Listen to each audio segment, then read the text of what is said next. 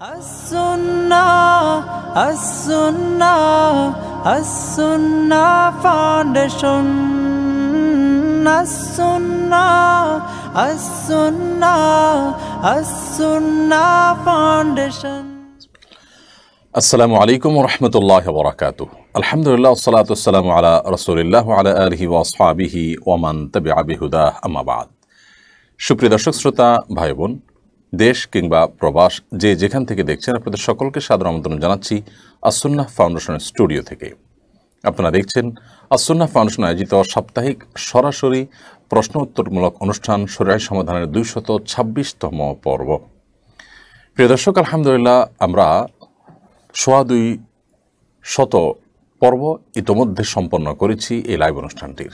ধারাবাহিকভাবে প্রায় 4.5 বছরের মতো টানা এই প্রোগ্রামটিকে আমরা কন্টিনিউ করতে পেরেছি। এটি আল্লাহ তাআলার একান্ত অনুগ্রহ ছাড়া কোনো দিনই সম্ভব ছিল না।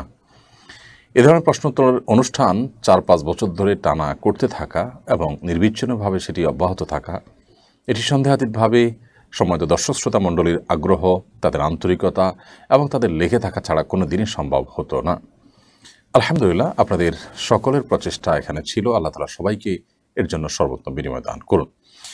প্রিয় দর্শক, অন্য দিনের মতো আজ ইনশাআল্লাহ বিদিনিল্লাহ আপনাদের সঙ্গে ঘণ্টা ব্যাপী থাকছে এবং আপনাদের করা জীবন জিজ্ঞাসাগুলোর উত্তর কোরআন এবং হাদিসের আলোকে দেওয়ার চেষ্টা করছি। ওয়ামা তৌফিকি ইল্লা বিল্লাহ। আপনার যে কোনো জীবন ঘনিষ্ঠ জিজ্ঞাসা বাংলায় পরিষ্কার করে সংক্ষেপে মন্তব্যের ঘরে লিখুন। আমরা ইনশাআল্লাহ আপনাদের বেশি থেকে বেশি সংখ্যক প্রশ্ন উত্তর দেওয়ার আপ্রাণ চেষ্টা অব্যাহত রাখব।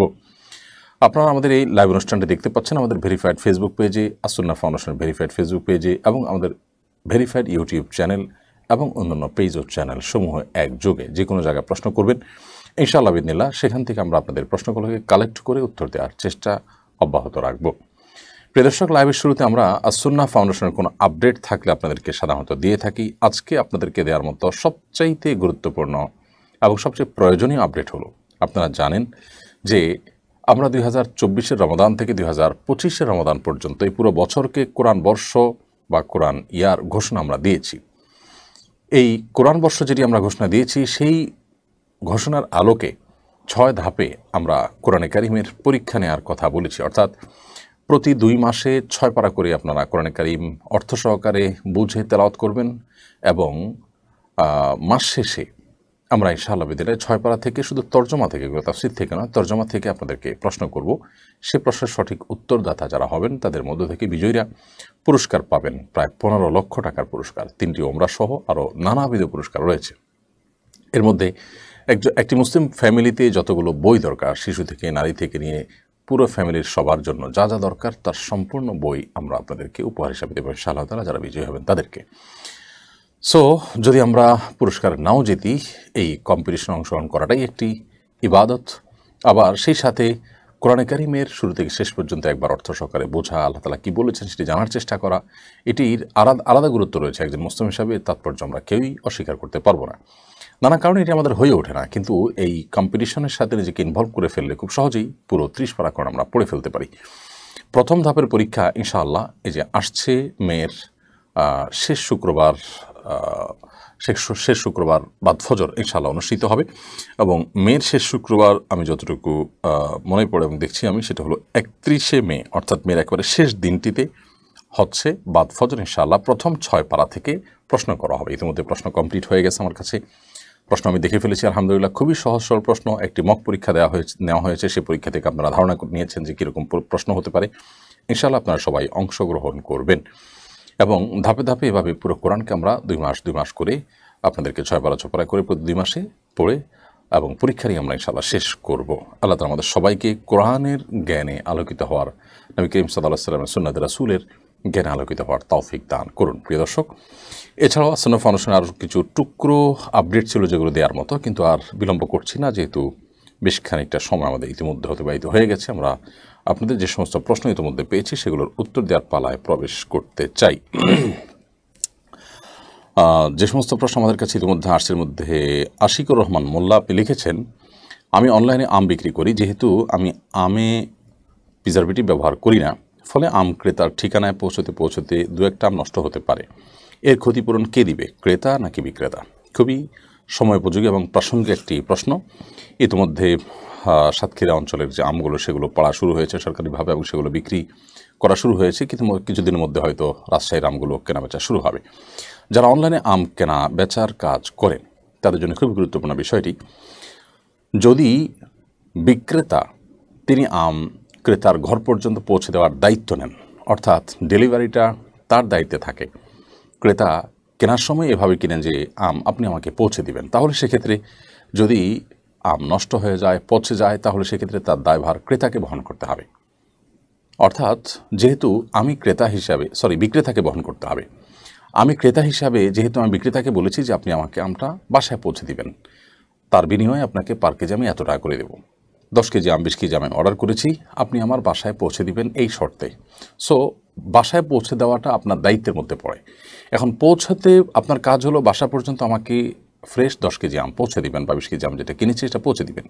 এখন আপনি পৌঁছতে গিয়ে যদি দেখা গেল যে 2-4টা পচা বা কিছু আম পচা বা অনেক আম পচে গেছে, তাহলে এর দায়টা বিক্রেতাকে বহন করতে হবে, যদি বিক্রেতার দায়িত্ব থাকে ডেলিভারি অর্থাৎ ঘর পর্যন্ত পৌঁছে দেওয়া। আর যদি ক্রেতা তার দায়িত্বে ডেলিভারি নেন, অর্থাৎ ডেলিভারির খরচটা তিনি দিয়ে দিচ্ছেন এবং আমের মূল্যের সাথে সেটা অ্যাড করতেছেন, তাহলে সেটি কিন্তু আর বিক্রেতার উপরে বর্তাবে না। তাহলে তখন ব্যাপারটা এমন হবে যে বিক্রেতাকে আমি দায়িত্ব দিলাম যে আম আমি কিনে ফেলেছি, এখন আপনি আমার তরফ থেকে আমটা একটু কুরিয়ারে পোস্ট করে দিবেন, আমি আপনাকে টাকা দিয়ে দিচ্ছি। তাহলে সেক্ষেত্রে এবার কুরিয়ারের এই সময়কালীন সময়ে যদি আম নষ্ট হয়, তার দায় দায়িত্ব বিক্রেতার উপর আর থাকবে না, কারণ বিক্রেতা তখন তাকে সেক্ষেত্রে ঘরে পৌঁছে দেওয়ার দায়িত্ব তিনি নিচ্ছেন না। যখন দিয়েছেন তখন তিনি ফ্রেশ আম দিয়েছেন, এখন ক্রেতা নিজের দায়িত্বে তিনি কুরিয়ারের খরচ বহন করা এবং কুরিয়ারের দায়িত্বটা তার। সো কুরিয়ারের এই সময়টাতে, অর্থাৎ তাদের এই পরিবহনের সময়টাতে যদি নষ্ট হয়, তাহলে এটা ক্রেতার উপরে বর্তাবে। আর যদি 1-2টা আম সাধারণত পচে, ধরুন 10 কেজি 20 কেজির মধ্যে 1টা আম 2টা আম নষ্ট হলো, তো সাধারণত যদি ক্রেতার এখানে তেমন কোনো আপত্তি না থাকে, সচরাচর থাকে না, অল্প স্বল্প নষ্ট হলে এটাকে মানুষ মেনে নেয়। যদি সেটা হয় তাহলে সেক্ষেত্রে তখন আর বিক্রেতার উপরে এর কোনো দায় দায়িত্ব থাকে না, অর্থাৎ ক্রেতা বিক্রেতা উভয়ের কোনো একজন যার অধিকার একটু নষ্ট হয়েছে তিনি যদি জিনিসটাকে মেনে নেন এবং এটা তার কোনো উচ্চবাচ্য না থাকে, কোনো অভিযোগ না থাকে, তাহলে সেক্ষেত্রে আর কারো কোনো দায় দায়িত্ব থাকে না। তাহলে সার কথা হলো, বিক্রেতাকে যদি বলা হয়ে থাকে আমার বাসায় আপনি আম পৌঁছে দিবেন, আমি আম এর বিনিময়ে আপনাকে এত টাকা দেবো, তাহলে পথে আম নষ্ট হলে তার দায়িত্ব বিক্রেতার। আর যদি বিক্রেতা বলে যে আমায় বিক্রি করলাম, ডেলিভারি চার্জ আপনি দিলে আমি কুরিয়ার করে দিতে পারি, তাহলে সেক্ষেত্রে যদি নষ্ট হয় তার দায় দায়িত্ব ক্রেতার, বিক্রেতার নয়। আর যদি প্রথম উক্ত পদ্ধতিতে, অর্থাৎ বিক্রেতার দায়িত্ব ছিল ঘর পর্যন্ত পৌঁছে দেওয়া, কিন্তু তারপরও 2-1টা নষ্ট হয়ে গেছে, তিনি পৌঁছে দিয়েছেন, এরকম যদি হয়, অল্প স্বল্প নষ্ট হয়েছে বা যাই নষ্ট হয়েছে, ক্রেতা যদি সেটা মেনে নেন এবং এটাকে সন্তুষ্টচিত্তে তিনি গ্রহণ করে নেন, মনে করেন যে 1-2টা নষ্ট হতেই পারে, তাহলে সেক্ষেত্রে আর বিক্রেতার উপর কোনো দায় দায়িত্ব থাকে না। অর্থাৎ বিষয়টা হলো যে তাদের মধ্যে যখন মিউচুয়াল আন্ডারস্ট্যান্ডিং হবে এবং কোনো প্রকার অভিযোগের ব্যাপার থাকবে না, তখন অন্যজনের উপর আর কোনো দায় দায়িত্ব থাকে না। আরাফাত সরকার অয়ান, আপনি লিখেছেন রোজার কাফারা 60টি রোজা বা 60 জন মিসকিনকে খানা খাওয়ানো, যদি কেউ অক্ষম হয় তাহলে তওবা করলে হবে কিনা? রোজার কাফারা 60টি রোজা রাখা ধারাবাহিকভাবে, সেটা যদি কেউ করতে না পারে তাহলে 60 জন মিসকিনকে খাদ্য দান করতে হবে। দুইটার কোনোটাই যদি না পারে তাহলে সেক্ষেত্রে তিনি নিজে যদি অভাবী হন, গরিব হন, 60 জন মিসকিনকে খাওয়াতে পারছেন না মানে তো অভাবী, সেটাই তো। তাহলে সেক্ষেত্রে তিনি নিজেই মিসকিনকে খাওয়ানোর নিয়ত করে নিজে খাবেন 60 জন মিসকিনের খাবার, ইনশাআল্লাহ কিন্তু আদায় হয়ে যাবে। ঠিক এরকমটি নবী করিম সাল্লাল্লাহু আলাইহি ওয়াসাল্লামের সময় একজন সাহাবীর ক্ষেত্রে ঘটেছিল, নবী আলাইহিস সালাম তাকে ঠিক এই সমাধানটি দিয়েছিলেন। আহসানা হক বর্ষা, আপনি লিখেছেন মানত করা, মিলাদ দেয়া বা কোনো ভালো উদ্দেশ্য হাসিলের জন্য মানুষকে খাওয়ানো কি ইসলাম সমর্থন করে? মানত করা, মিলাদ দেয়া বা কোনো ভালো উদ্দেশ্যে, সৎ উদ্দেশ্য হাসিলের জন্য আপনি যদি মানুষকে খাওয়ান, জাস্ট দুনিয়াবি কোনো বিষয় হাসিল হবে সে আশা আপনি মানুষকে খাওয়ান, এটা নেকামল করলেন, তো এটা মৌলিকভাবে দোষের কোনো বিষয় নয়। এমনিতে মানুষকে খাওয়ানোটা ভালো ইবাদত, ভালো কাজ এবং নেকামল ইবাদত। গরিব দুঃখী হলে তাদেরকে খাওয়ানোর গুরুত্ব আরও বেশি, সব আরও বেশি। আর যদি গরিব দুঃখী নাও হয়, তারপর এতাহামুত আম, এটা একটা ইবাদত, মানুষকে খাদ্য দান করা। অতএব আপনার দুনিয়াবি কোনো উদ্দেশ্য অথবা পারলৌকিক কোনো উদ্দেশ্য হাসিলের জন্য, আল্লাহ সন্তুষ্টির জন্য, জান্নাত লাভের জন্য, কিংবা দুনিয়াতে আল্লাহ তাআলা আপনার যেন কোনো নেক আশা পূরণ করেন, সে উদ্দেশ্যে আপনি আল্লাহর বান্দাদেরকে খাওয়ালেন, গরিবদেরকে খাওয়ালেন, এটা জায়েজ আছে, মৌলিকভাবে এটা দোষে কিছু কোনো বিষয় নয়। কিন্তু যদি ব্যাপারটা এরকম হয় যে এটাকে কোনো ইবাদতের ফরম্যাটে আমরা নিয়ে যাই, ধরুন কোনো মানুষ মারা গেছে, তার মৃত্যুর পর 40তম দিনে, 7তম দিনে, নির্দিষ্ট দিনে গরিব দুঃখী খাওয়ালে তার উপকার হবে, বিশেষ বিশেষ কোনো সওয়াব, বিশেষ কোনো উপকারিতার কোনো আপনার গল্প নিজেরা রচনা করে নেই, তাহলে সেটা তো ইসলামের নামে বিদআত হবে এবং ভুল কাজ হবে। আর মানত করা যেটা আলাদা করে সেটা কথা বলতে হয় যে কোনো একটা ভালো উদ্দেশ্য হাসিলের জন্য আপনি মানত করলেন যে আপনি মানুষকে খানা খাওয়াবেন, তো এটা জায়েজ আছে, হতে পারে যে আল্লাহ আমার অমুক কাজটা হলে আমি এতজন মানুষকে খানা খাওয়াবো, আল্লাহ তাআলা কাজটা আপনাকে দিয়েছেন, হাসিল করার তৌফিক দিয়েছেন, আপনি মানুষকে খাওয়ালে এটা জায়েজ আছে।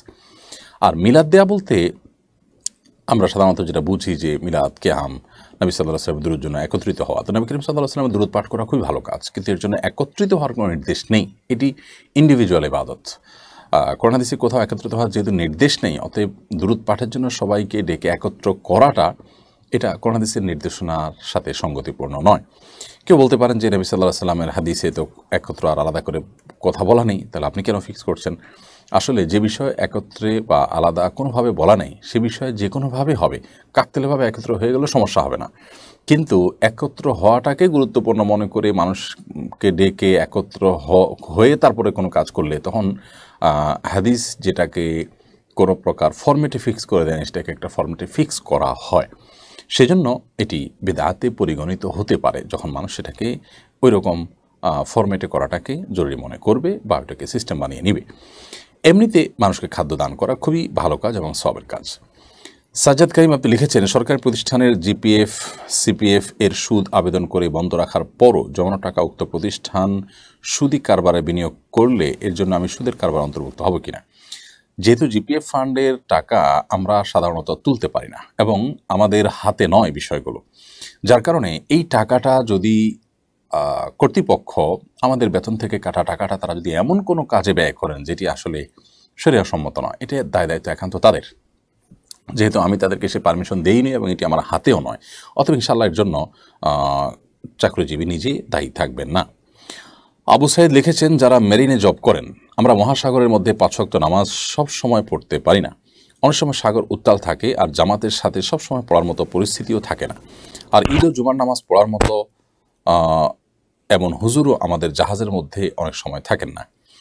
আমার প্রশ্ন হলো, এমত অবস্থা আমাদের নামাজগুলো কি কবুল হবে আল্লাহর দরবারে? আর আমরা যে জুমার নামাজ আদায় করতে পারি না তার জন্য কি আমাদের ঈমান থাকবে? এই সব কিছু জেনেও রিজিকের জন্য জাহাজ চাকরি করছি, এটা জায়েজ হবে কিনা? ভাই আবু সাইদ, আপনারা যারা মেরিনে জব করেন, জাহাজে জব করেন, আপনারা সাগর মহাসাগর পাড়ি দিতে হয়, সেখানে ওয়াক্ত মতো আপনারা 5 ওয়াক্ত নামাজ পড়বেন। কেন পড়তে পারছেন না তার কারণ হিসেবে আপনারা উল্লেখ করছেন অনেক সময় সাগর উত্তাল থাকে।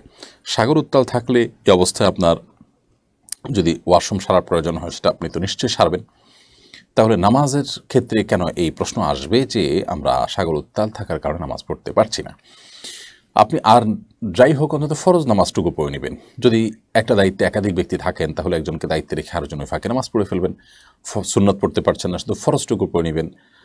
যে কোনো মূল্যে আমাদেরকে নামাজ পড়ে নিতে হবে। এই সাগরের উত্তাল পরিস্থিতিতে আমাদের অনেক কাজই কিন্তু আমরা করে ফেলি, সো নামাজটাকেও একইভাবে আমাদেরকে আদায় করে ফেলতে হবে। এমনকি যদি বলেন যে আপনি ক্যাবলা ফিক্স থাকে না, সারাক্ষণ ঘুরতে থাকে, তাহলে আমি ক্যাবলা যেদিকে আছে সেদিকে শুরু করবো, এরপরে যদি ঘুরে মনে হয় আন্দাজ করে করে নামাজের মধ্যে আমিও ঘুরতে থাকবো। এর ক্ষেত্রে যদি ভুল হয় তাতে আমার কোনো অসুবিধা, নামাজ হয়ে যাবে। নামাজ এতটাই গুরুত্বপূর্ণ একটি বিষয়। জামাতে নামাজ পড়ার মতো যদি পরিস্থিতি না থাকে তাহলে একা পড়বেন, কিন্তু যদি দুইজনও পান তাহলে একজন ইমাম হয়ে আরেকজন মুক্তাদি হয়ে জামাতে নামাজ পড়বেন। আমি যতটুকু জানি সেখানে পর্যাপ্ত মানুষ থাকেন, অতএব দুজন করে জামাত করার চেষ্টা করলে সেটা অসম্ভব হওয়ার কথা নয়। আর জুমা ঈদের নামাজের কথা বলেছেন যে 3 জন মানুষ হলে সেক্ষেত্রে আপনি জুমা নামাজ পড়তে পারেন, একজন আপনাদের ইমাম হয়ে বাকিরা পড়তে পারেন। অবশ্য আপনারা যে জাহাজে আছেন সেটা যেহেতু সফররত আছে এবং সফররত অবস্থায় কিন্তু জুমা ঈদ ওয়াজিব হয় না, জুমার নামাজ ওয়াজিব হয় না, যার কারণে আপনারা জোহর পড়ে নিলে ইনশাআল্লাহ আপনাদের নামাজ আদায় হয়ে যাবে। আর যদি কোনো বন্দরে আপনারা এসে ভিড়ান তাহলে সেক্ষেত্রে সেখানে আপনারা নামাজ পড়তে পারেন নেমে, অথবা আপনাদের মধ্যে কেউ ইমামতি করে নামাজ পড়াতে পারেন জাহাজের মধ্যে যখন বন্দরে ভিড়াবেন। আর যখন সাগর মহাসাগরের মধ্যে থাকবেন আপনারা, তখন আপনাদের জন্য জুমার পড়া ফরজ নয়, এবং জুমান আপনার ধারাবাহিকভাবে কয়েক জুমা যদি বাদও যায় সফরে থাকার কারণে, ইনশাআল্লাহ এর কারণে আপনাদের কোনো গুনাহ হবে না। মঞ্জুর হক আপনি লিখেছেন, এবার এসএসসি পরীক্ষা ফলাফল প্রকাশ হওয়ার পর থেকে এখনো পর্যন্ত 8 জন শিক্ষার্থী আত্মহত্যা করেছেন। প্রায় সব পাবলিক পরীক্ষায় এই ধরনের ঘটনা ঘটে। এর কারণ কি বলে আপনি মনে করেন? প্রতিকারের উপায় বা কি? শিক্ষক, অভিভাবকের শিক্ষার্থীদের উদ্দেশ্যে আপনি কি উপদেশ দিবেন? খুবই গুরুত্বপূর্ণ একটি বিষয় ভাই মঞ্জুর হক। এই বিষয়ে আমরা গতকালকে সোশ্যাল মিডিয়াতে আমাদের ফেসবুক পেজে একটি লেখাও দেওয়ার চেষ্টা করেছি, কারণ বিষয়টি আমাকে যথেষ্ট নাড়া দিয়েছে যে একটি পাবলিক পরীক্ষায় শুধুমাত্র কাঙ্ক্ষিত ফলাফল না হওয়ার কারণে একটা মানুষ তার জীবন শেষ করে ফেলবে। এসএসসি পর্যন্ত আসতে গিয়ে একটা সন্তানের, একজন পরীক্ষার্থীর বাবা মা কত কষ্ট, কত পরিশ্রম করে, কত নির্ঘুম রাত কাটিয়ে তাকে এই পর্যন্ত নিয়ে আসতে হয়। সে যখন এভাবে আত্মহননের পথ বেছে নেয়, তখন বাবা মার মনের অবস্থা কি হয়? সারা জীবন তাদের এই কষ্ট তারা কিভাবে বয়ে বেড়ান? এই ভয়ঙ্কর বাস্তবতাটা আমার মনে হয় এই সমস্ত শিক্ষার্থীরা ন্যূনতম চিন্তা করবার সুযোগ পায় না। এর অন্যতম প্রধান কারণ হলো যে বাবা মা নিজেরা সন্তানদেরকে আসলে এগুলো ভাববার মতো সুযোগও দেন না। সন্তানদের জন্মের পর থেকেই বুঝজ্ঞান হয়েছে বা একটু মুখে কথা বলতে শুরু করেছে, তখন থেকেই তাদেরকে পড়াশোনার জন্য আমরা প্রেশার দিতে থাকি এবং তারা যেন পড়াশোনা করে কেরিয়ার গড়বে, সমাজে প্রতিপত্তি, তাদের অর্থবিত্ত হবে, সামাজিক অবস্থান হবে, এইটাই যেন জীবনের লক্ষ্য এবং একমাত্র উদ্দেশ্য। বাবা মা নিজে অনেক সময় আমরা টাকা পয়সার মেশিন হই এবং সন্তানদেরকে আমরা টাকা পয়সার মেশিনে পরিণত করতে চাই। দিন শেষে আমাদের যেন সেটাই একমাত্র লক্ষ্য এবং উদ্দেশ্য, যার কারণে আমাদের সন্তানদেরকে আমরা মনুষ্যত্ব শেখাই না, আল্লাহর সাথে পরিচয় করাই না, কোরআন এবং হাদিসের সাথে আমরা পরিচিত করাই না এবং আমরা আল্লাহমুখী তাদেরকে করি না। যে ছেলে বা যে মেয়ে, যে শিক্ষার্থী তার মধ্যে আল্লাহর প্রতি ঈমান আছে, আল্লাহর প্রতি বিশ্বাস আছে, আখিরাতের প্রতি ন্যূনতম বিশ্বাস আছে, সে কখনো আত্মহননের পথ বেছে নিতে পারে না। কারণ ঈমানদার দৃষ্টিভঙ্গি অনেক গভীরে এবং অনেক দূরে। ঈমানদার জানে যে দুনিয়ার জীবনটা খুবই সীমিত। আমার যে কষ্ট হয়েছে, আমি পরীক্ষায় ভালো ফলাফল করতে পারিনি, আমি অপমান বোধ করছি, আমি সমাজের মানুষের কাছে ছোট আছি, এটা কতদিনের জন্য? খুব সীমিত সময়ের জন্য। হয়তো বা আল্লাহ তাআলা আমার জীবনে এমন কিছু দিবেন যে আমার পেছনের সমস্ত অপ্রাপ্তিগুলো দূর হয়ে আমার জীবনটা সমুজ্জ্বল হয়ে যাবে। তাহলে একজন ঈমানদার তিনি সাময়িক কোনো বিষয় ভেঙে পড়বেন না, বরং আল্লাহর উপরে ভরসা রেখে সামনে এগিয়ে যাবেন। একটা পরীক্ষা তো আমাদের সামগ্রিক জীবনের তুলনায় খুবই ক্ষুদ্র একটি অংশ, জীবনের ক্ষুদ্র একটি অংশ হলো পরীক্ষা। এই ক্ষুদ্র অংশ, এটাতে ব্যর্থতার কারণে আমার জীবনটাই ব্যর্থ হয়ে গেছে এমনটি যোগ বিয়োগ করার কোনো কারণ নেই। পরীক্ষার সাফল্য ব্যর্থতার উপরে জীবনের সাফল্য ব্যর্থতা নির্ভর করে না। মনে রাখা উচিত যে বহু মানুষ পরীক্ষা ভালো ফলাফল করার পরও তাদের জীবনে তারা সফল হতে পারেন নাই। আর পক্ষান্তরে বহু মানুষ জীবনে পরীক্ষায় তেমন কোনো ভালো ফলাফল করতে পারেনি, অথচ তারা অনেক সফল মানুষ হতে পেরেছেন। অতএব একজন মুসলমান তিনি নিরাশ হবেন। আল্লাহ বলেছেন, ওয়ালা ইয়াসমির রাহিদাল কওমুল কাফিরুন, আল্লাহর রহমত থেকে যারা অবিশ্বাসী তারা ছাড়া কেউ নিরাশ হতে পারে না। বিধায় আল্লাহর রহমত থেকে আমরা নিরাশ হব না।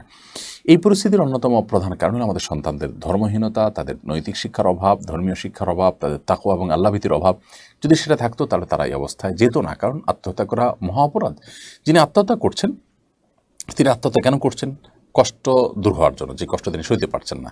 তো আত্মহত্যার পর যে তার জাহান্নামে পড়তে হবে, হাদিস দ্বারা পরিষ্কারভাবে আমরা জানি। তো সেই কষ্টতে ইচ্ছেতে আরও বহু গুণ বেশি। তাহলে আমি একটি ক্ষুদ্র কষ্ট থেকে বাঁচার জন্য আরও বৃহৎ কষ্টের দিকে ঝাঁপ দিলাম, এটাতে কোনো বুদ্ধিমান মানুষের কাজ হতে পারে না।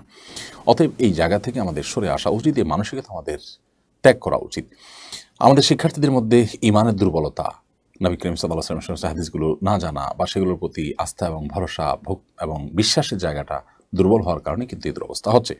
নবী করিম সাল্লাল্লাহু আলাইহি ওয়াসাল্লাম বলেছেন, কেউ যদি কোনো কিছু দিয়ে নিজেকে হত্যা করে, আত্মহত্যা করে, তাহলে সে ব্যক্তিকে কিয়ামতের ময়দানে সেই বস্তু দিয়ে আল্লাহ তাআলা শাস্তি দিতে থাকবেন এবং এটি হবে তার শাস্তি। সেখানে মৃত্যু হবে না, কিন্তু কষ্ট হতেই থাকবে। আল্লাহ তাআলা আমাদেরকে মাফ করুন। আল্লাহ বলেছেন, ওয়ালা তুলকু বিয়াইদিকুম ইলা তাহলুকা, তোমরা নিজেদেরকে ধ্বংসের দিকে ঠেলে দিও না। আল্লাহও বলেছেন, ওয়ালা তাকতুলু আনফুসাকুম ইন্নাল্লাহা কানা বিকুম রহিমা, তোমরা নিজেদেরকে শেষ করে দিও না। আল্লাহ তাআলা তোমাদের প্রতি দয়ালু, আল্লাহ চান না তোমরা নিজেদেরকে এভাবে শেষ করে দাও। এই জন্য আত্মহত্যা করা মহাপাপ এবং গুনাহ। নবী করিম সাল্লাল্লাহু আলাইহি ওয়াসাল্লাম আত্মহত্যাকারীর ব্যক্তির জানাজা নিজে পড়তেন না, অন্যদেরকে পড়তে বলতেন, শুধুমাত্র আত্মহত্যার এই অপরাধ থেকে মানুষকে বাঁচাবার জন্য। কোনো কোনো হাদিসে স্থায়ীভাবে জাহান্নামে যাওয়ার কথা বলা হয়েছে। যারা আত্মহত্যাকে বৈধ মনে করবে তাদের জন্য সে পরিণতি হবে। এই জন্য এরকম করা উচিত নয়। শিক্ষার্থীদের আত্মহত্যার একটা বড় কারণ হলো যে আমাদের বাবা মা এবং সমাজ তাদেরকে আমরা এমনভাবে প্রেশার ক্রিয়েট করি যে তারা পরীক্ষায় ভালো ফলাফল করবে, আর না হলে তাদের মরণ যেন নিশ্চিত, এমন একটা ব্যাপার। অন্যান্য বাচ্চাদের সাথে, অন্যান্য ফ্যামিলির ছেলে মেয়েদের সাথে আমরা তাদেরকে কম্পেয়ার করি এবং তাদেরকে এমন একটা জায়গা দাঁড় করিয়ে দিই তাদের জন্য আসলে আর ডু অর ডাই ছাড়া তেমন কোনো উপায় থাকে না। তো এটি অভিভাবকদের ত্রুটি। অভিভাবকদের উচিত সন্তানকে টাকা পয়সা এবং ক্যারিয়ারের জন্য পাগল পড়া না বানিয়ে তাদের পড়াশোনার জন্য উৎসাহ দিবে, অনুপ্রেরণা করবে, কিন্তু সেই সাথে তাদেরকে আসল কাজ হবে মনুষ্যত্ব শেখানো, আল্লাহ ভীরু করা, মুত্তাকি করা। কোনো কারণে তারা যদি পরীক্ষা ফলাফল ভালো নাও করতে পারে, বাবা মা তাদের পরিপূর্ণ সাহস দিবে, আগে থেকে তাদেরকে অভয় দিবে। আমরা বরং উল্টারও প্রেশার দিয়ে তাদেরকে অনেক সংকীর্ণ করে ফেলি। আল্লাহ তাআলা আমাদের অভিভাবকদেরকে দায়িত্বশীল হওয়ার তৌফিক দান করুন।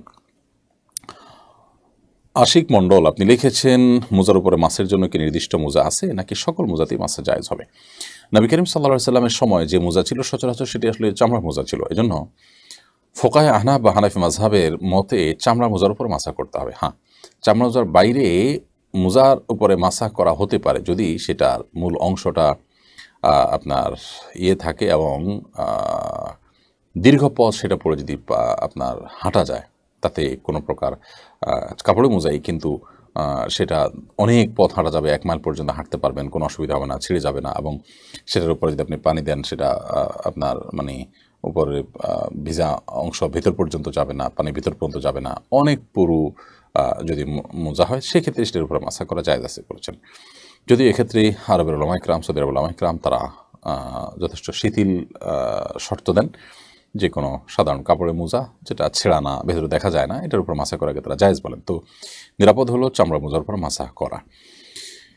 সঞ্জারা রিয়া আপনি লিখেছেন, আপনার কাছে বিশেষ দোয়া চাই, আল্লাহ যেন আমাকে উত্তম জীবন সঙ্গিনীর ব্যবস্থা করে দেন।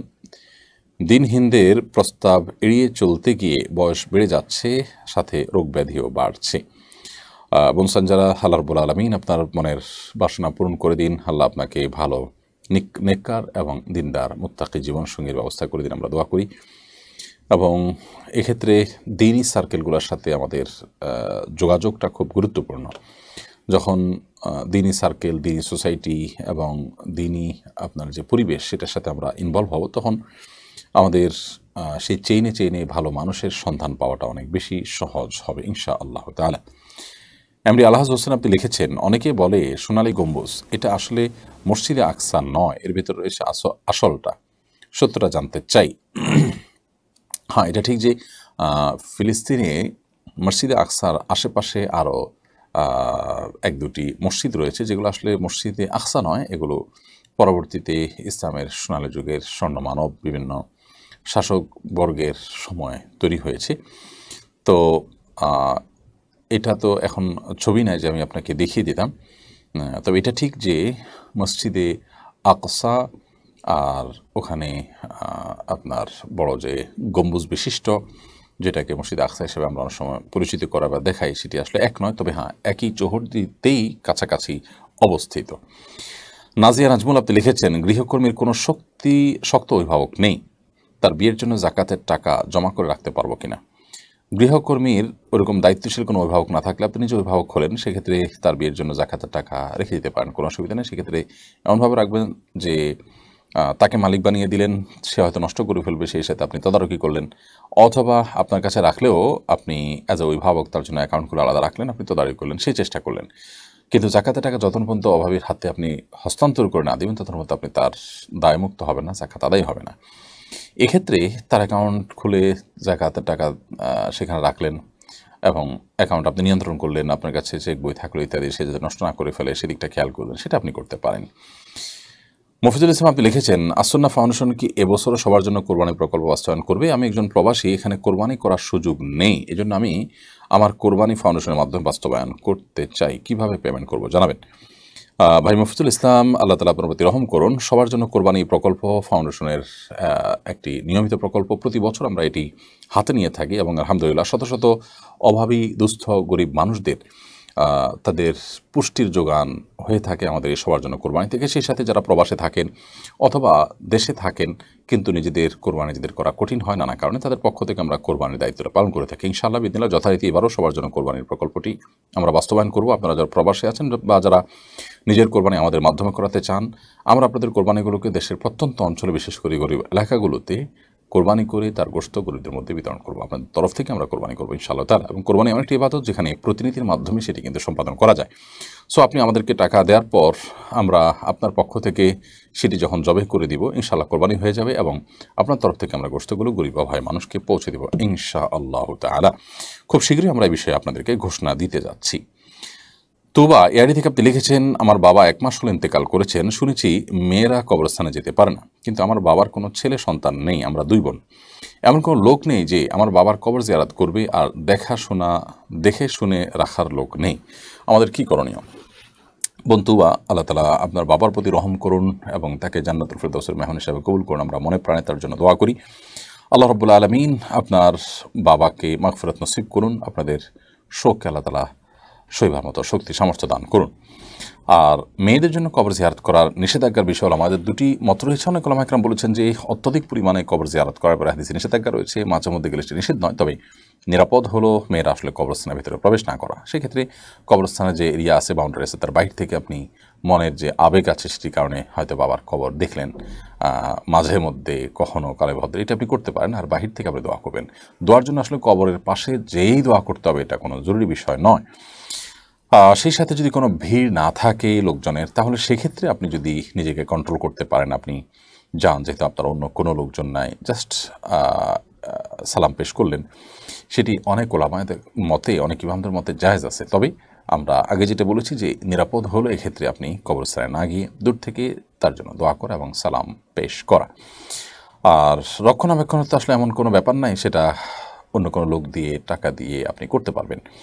তো কবরস্থানে আসলে গিয়ে আমাদেরকে যে কবরের সমস্ত দায় দায়িত্ব পালন করতে হবে এবং আপনার পাশেই দাঁড়াতে হবে, না হলে তাদের হকে কোনো ত্রুটি হবে, ব্যাপার কিন্তু সেরকম না।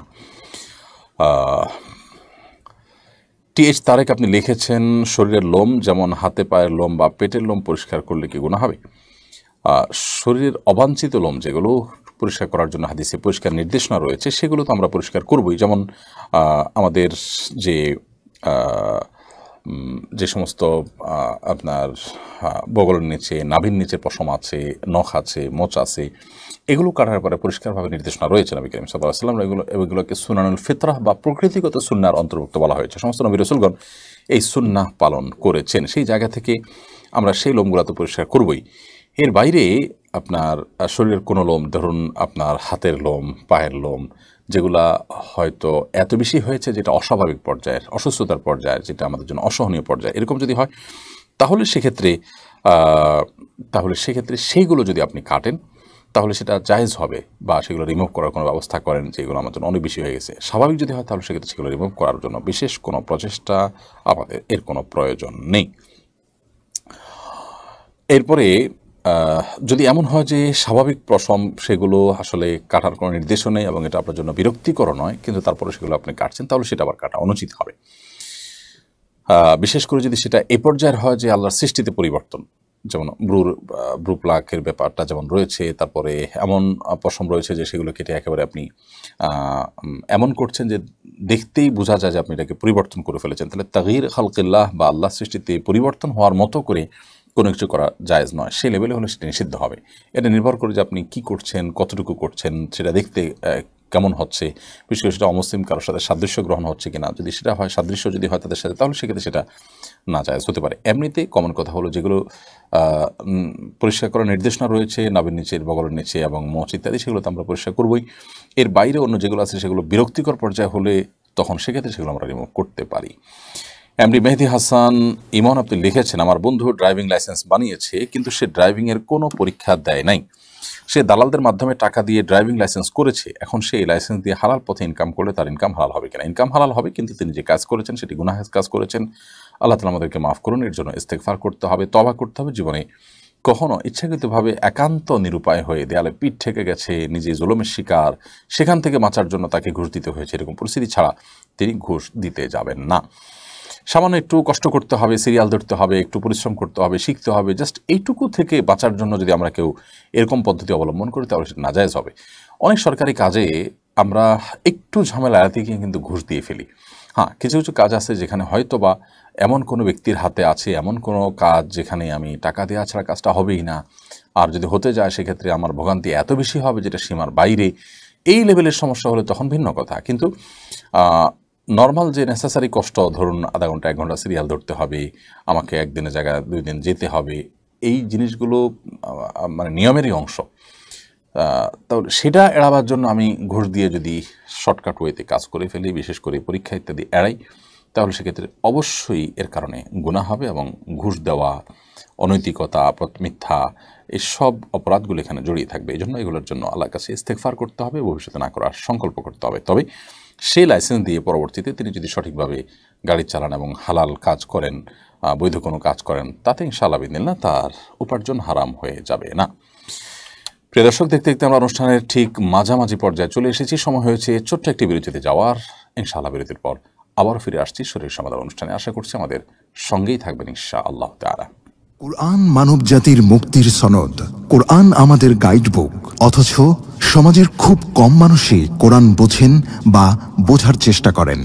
বছর জুড়ে কোরআন চর্চার লক্ষ্যে শুরু হলো আস-সুন্নাহ ফাউন্ডেশনের যাবৎকালের সর্ববৃহৎ প্রতিযোগিতা কোরআন বর্ষ।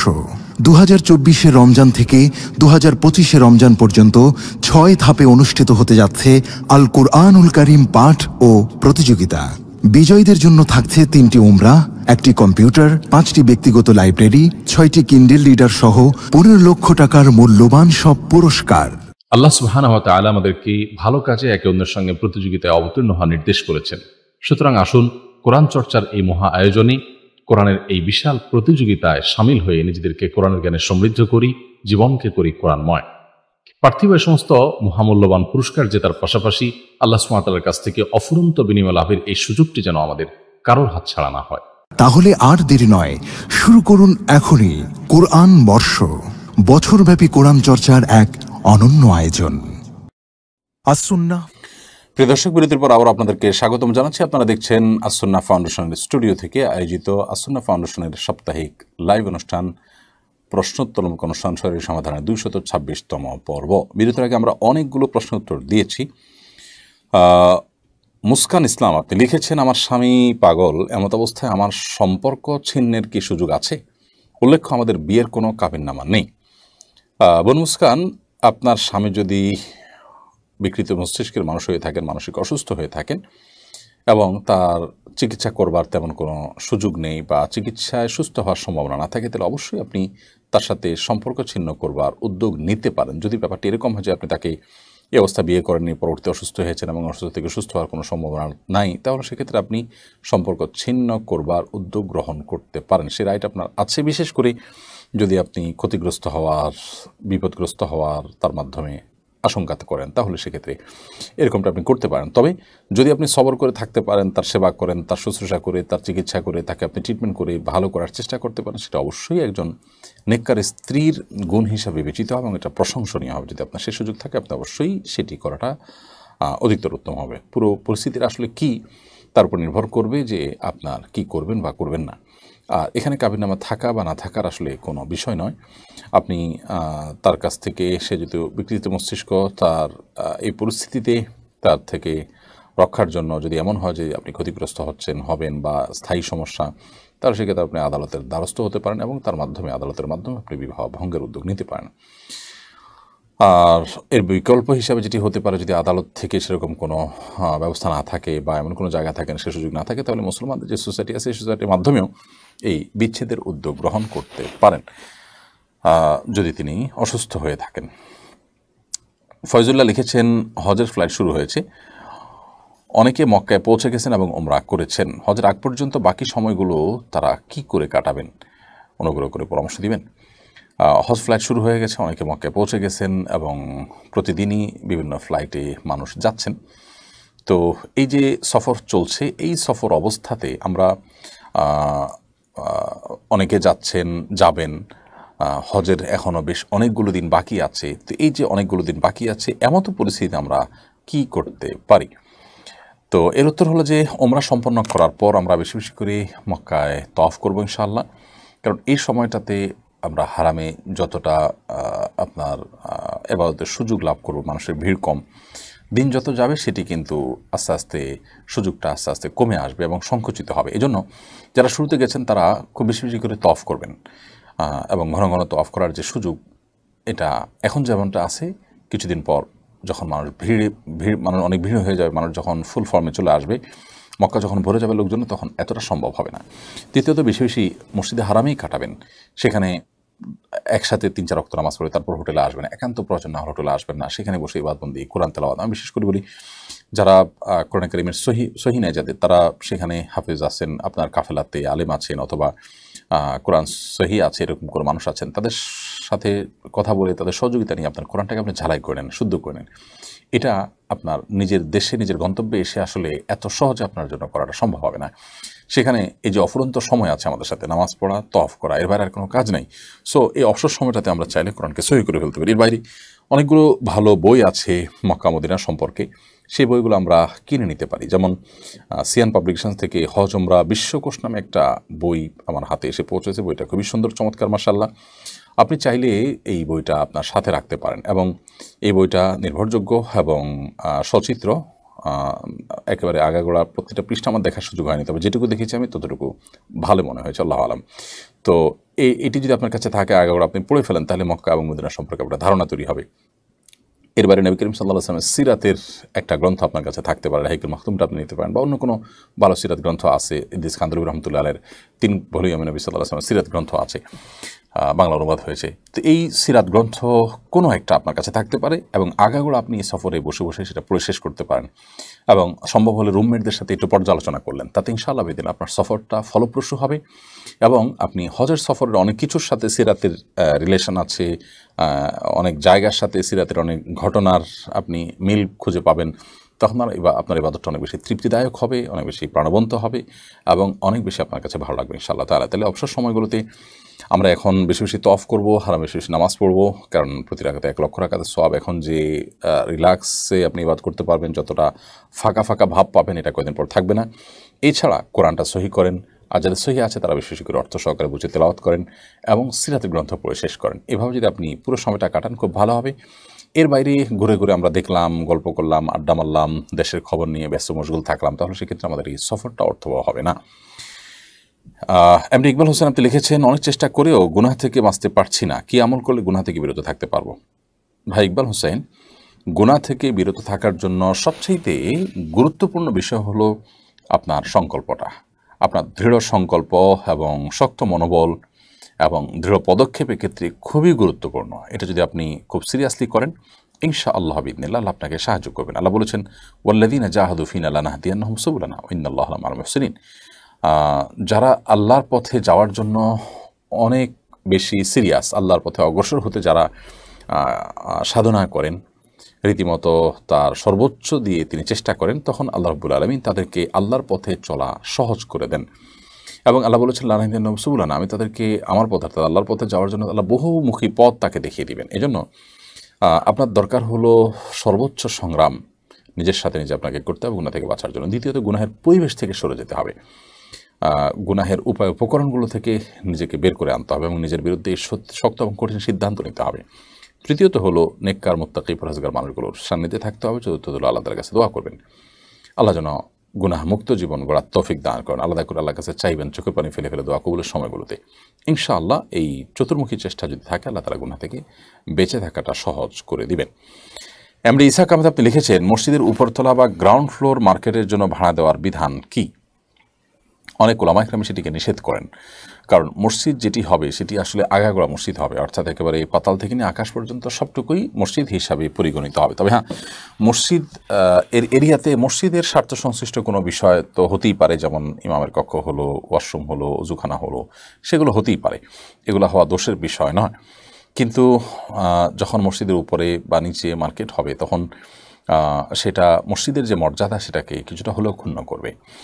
তবে সমকালীন ওলামা ইকরামের এবং যুগশ্রেষ্ঠ যে সমস্ত আলেমগণ আছেন, স্কলারগণ আছেন, তাদের ফতোয়া হলো যে খুব ঘনবসতিপূর্ণ এলাকাতে যদি ধরুন একটা ভবনে আলাদা করে মসজিদ করার মতো জায়গা নেই, তাহলে তার কোনো একটা জায়গাকে মসজিদের জন্য ফিক্স করা হলো, উপর নিচে বাসা হলো, সেটাকে তারা জায়েজ বলেছেন।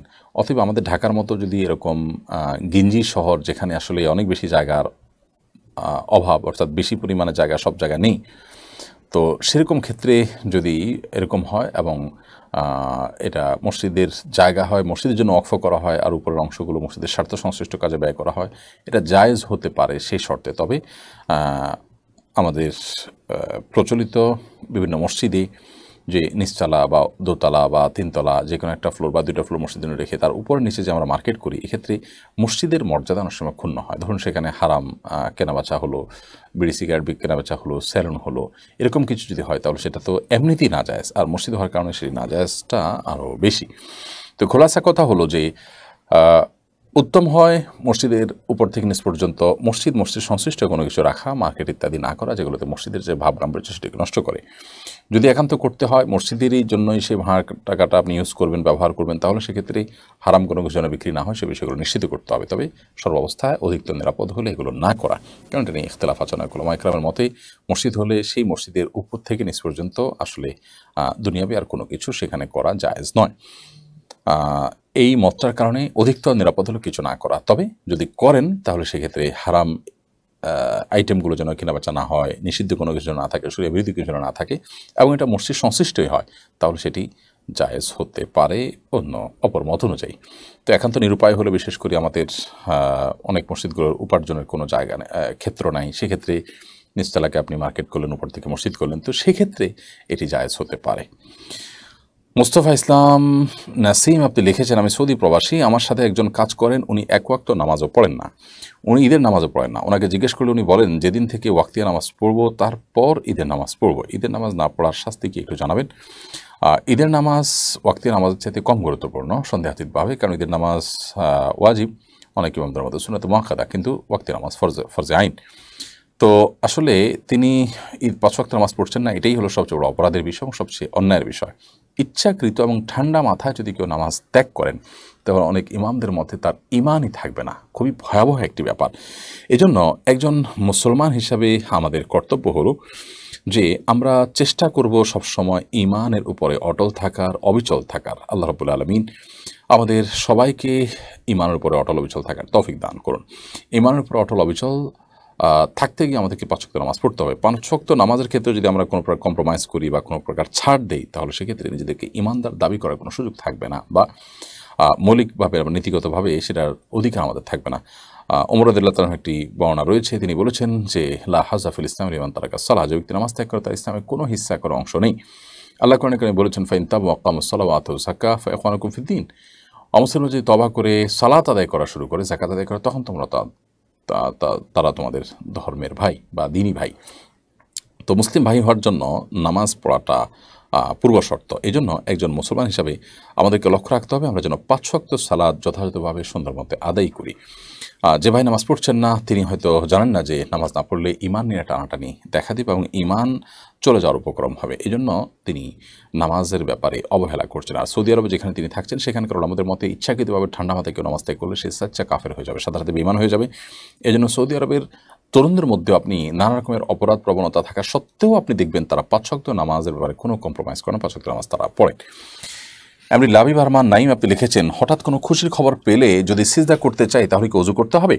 যে কোনো সিজদার জন্য ওযু জরুরি। যদিও সৌদি আরবের শেখ বিন বাজ রাহিমাহুল্লাহ সহ সৌদি আরবের উলামা ইকরামদের মতে আপনার সিজদাতুশ শুকর এর জন্য ওযু প্রয়োজন নেই, কিন্তু অন্যান্য ওলামাদের মতে, ইমামদের মতে, হানাফি মাযহাব মতে ওযু জরুরি, ওযু করাটাই হল নিরাপদ। অতএব আমরা ওযু করার শর্তটাকেই খুব গুরুত্বের সাথে মেনে চলবো এবং ওযু করে ওযু অবস্থাতে আমরা সিজদা দেব ইনশাআল্লাহ তাআলা। কোনো খুশি সংবাদ হয়েছে আমি ওযু করে তারপর আল্লাহ সিজদা লুটিয়ে পড়তে পারি, এতে আমার খুব বেশি সময় যে ব্যয় হবে তা তো নয়। শামী আক্তার আপনি লিখেছেন, আমি ইউএসএ থাকি, আমি এবং আমার হাজব্যান্ড এবছর হজে যাব ইনশাআল্লাহ। এরকম কি নিয়ম আছে যে পুরুষদের সেলাই ছাড়া স্যান্ডেল পরতে হবে? সেলাই ছাড়া স্যান্ডেল পাওয়া খুব কঠিন, দয়া করে উত্তর দিবেন। বোন শামী আক্তার, স্যান্ডেল সেলাই ছাড়াই হইতে হবে এরকম কোনো বাধ্যবাধকতা নেই। আমরা অনেকে মনে করি যে আমাদের যে পায়ে দেওয়ার স্যান্ডেল সেটাতে সেলাই থাকতে পারবে না। জুতা স্যান্ডেলে সেলাই থাকলে কোনো অসুবিধা নেই। সেলাই বিশিষ্ট পোশাক আমরা পরবো না, পরিধেয় পোশাক আমরা পরবো না। জুতা, বেল্ট, ঘড়ি এগুলোতে সেলাই থাকলে কোনো অসুবিধা নেই, অতএব আপনি এটা পড়তে পারেন, কোনো অসুবিধা নেই। মোহাম্মদ আলী আপনি লিখেছেন, আমি জেনার একদম চূড়ান্ত পর্যায়ে আছি, এ থেকে বাঁচব কীভাবে অনুগ্রহ করে বলবেন। ভাই মোহাম্মদ আলী, আল্লাহ তাআলা আপনার প্রতি রহম করুন এবং জেনা ব্যভিচারের এই পরিস্থিতি থেকে বাঁচার জন্য আপনি পরিবেশ থেকে পালানোর চেষ্টা করুন। আপনি যেখানে আছেন সেখান থেকে নিজের বিরুদ্ধে সংগ্রাম করে হলেও আপনি এমন দূরে চলে যান যে জেনা আপনার জন্য অসম্ভব হয়ে যায় এবং জেনা এবং আপনার মাঝে প্রাচীর যেন পড়ে যায়, এরকম দূরত্বে আপনি চলে যান এবং আপনার যার সাথে জেনার আশঙ্কা আপনি করছেন তার সাথে যোগাযোগের সমস্ত উপায়গুলো আপনি বন্ধ করে ফেলুন। প্রয়োজনে মোবাইল বন্ধ করে ফেলুন, নতুন কোনো সিম নিন, আগের সিম তার নাম্বার ফেলে দিন। নানাভাবে আপনি সংগ্রাম করতে থাকুন এবং আল্লাহর কাছে আপনি চোখের পানি ফেলে সাহায্য প্রার্থনা করেন, নিজের প্রচেষ্টা সবটুকু করেন, ইনশাআল্লাহ তাআলা আপনাকে সাহায্য করবেন। আশিক মোহাম্মদ আপনি লিখেছেন, জর্দা ও বিড়ি খাওয়া কি সমান অপরাধের? জর্দা যদি মিষ্টি জর্দা হয়, তামাক সেখানে না থাকে, তাহলে সেক্ষেত্রে সেই জর্দা খেলে তো আর গুনাহ হবে না। কিন্তু যদি তামাক হয় তাহলে সেক্ষেত্রে এই তামাক আমাদের স্বাস্থ্যের ধ্বংস ডেকে আনে নিশ্চিতভাবে, অর্থাৎ এটিতে উপকার কোনো দিক নাই, ক্ষতি চূড়ান্ত। এর বাইরে আরও নানা কারণে এটাও নিষিদ্ধ। তো সেই দিক থেকে, নিষিদ্ধ হওয়ার দিক থেকে বিড়ি এবং ওই জাতীয় জর্দা এই উভয়টা প্রায় সমান। তবে আপনার ধূমপানের মধ্যে আলাদা মাত্রা রয়েছে, যে ধূমপান ধোঁয়া জাহান্নামীদের শাস্তি যে সমস্ত বিষয়গুলো দেওয়া হবে, তার মধ্যে একটা ধোঁয়া দিয়ে শাস্তি দেওয়া হবে, তো সেটাকে খাদ্য হিসাবে গ্রহণ করা বা পানি হিসাবে গ্রহণ করা এমনিতেই নিষিদ্ধ, সেটি আলাদা মাত্র সেখানে যুক্ত হবে। জাহিদ হোসেন জয় আপনি লিখেছেন, আমি এসএসসি পরীক্ষা অংশ নিয়েছি, এক সাবজেক্টে ফেল এসেছে, আমার জন্য দোয়া করবেন। ভাই জাহিদ, আপনি মনোবল হারাবেন না, এক সাবজেক্টে ফেল হয়েছে, সামনের বছর আবার পরীক্ষা দিবেন সেই সাবজেক্টের জন্য ইনশাআল্লাহ। আল্লাহ তাআলা আপনার জীবনকে সহজ করে দিন। দেখুন, আপনি আল্লাহকে সন্তুষ্ট করতে পারছেন কিনা, 5 ওয়াক্ত নামাজ পড়তে পারছেন কিনা, ভালো মানুষ হতে পারছেন কিনা, মানুষ উপকার করতে পারছেন কিনা, এটা আপনার জীবনের সবচেয়ে বড় লক্ষ্যের বিষয়। পরীক্ষা ভালো ফলাফল করা এটা আমাদের জীবনে একটা লক্ষ্য হওয়া উচিত, হতেই পারে, কিন্তু সেটা যদি কোনো কারণে মিস হয় তাতে আমার সব মিস হয়ে গেছে তা নয়। আমার হাতে অনেক কাজ করবার সুযোগ এবং অপরচুনিটি রয়েছে আলহামদুলিল্লাহ। আমি পরীক্ষা দিয়ে ভালো ফলাফল করে আমি আমার ক্যারিয়ারকে বিল্ড আপ করব, আমার ক্যারিয়ার এছাড়াও অনেক ভালোভাবে বিল্ড আপ হতে পারে। আমি আমার শ্রম সাধনা এগুলো অব্যাহত রাখবো এবং কোনোভাবে মন খারাপ করব না। আল্লাহর ফয়সালা আমি মেনে নিব। আমার পরীক্ষা ভালো হয়নি, এটাকে আমি সন্তুষ্টিতে মেনে নিলাম, সবর করলাম, করে আমার পড়াশোনা এবং কাজে আমি পরিপূর্ণ মনোযোগ দিতে পারলাম, এটা আরেকটা পরীক্ষা। সেই পরীক্ষায় পাশ করাটা, সফল হওয়াটা আমাদের জন্য আরও বেশি গুরুত্বপূর্ণ। শেখ রাফি আপনি বলেছেন, আপনি লিখেছেন, একা নামাজ পড়ার সময় কি একামত দেওয়া জরুরি নয়, তবে একা নামাজ পড়লেও একামত দিয়ে নামাজ পড়া সুন্নাহ। নবী করিম সাল্লাল্লাহু আলাইহি ওয়াসাল্লাম একটা হাদিস রয়েছে, কোনো এক ব্যক্তি তিনি তার পশু লালন পালন বা রাখালি করতে করতে পাহাড়ের চূড়ায় চলে গেছেন এমন একটা জায়গায় যেখানে অন্য কোনো মানুষজন নেই, সেখানে তিনি যদি আজান দেন এবং একামত দিয়ে নিজে নিজে সেখানে সালাত আদায় করেন, তাহলে তার জন্য সুসংবাদ দিয়েছেন নবী করিম সাল্লাল্লাহু আলাইহি ওয়াসাল্লাম।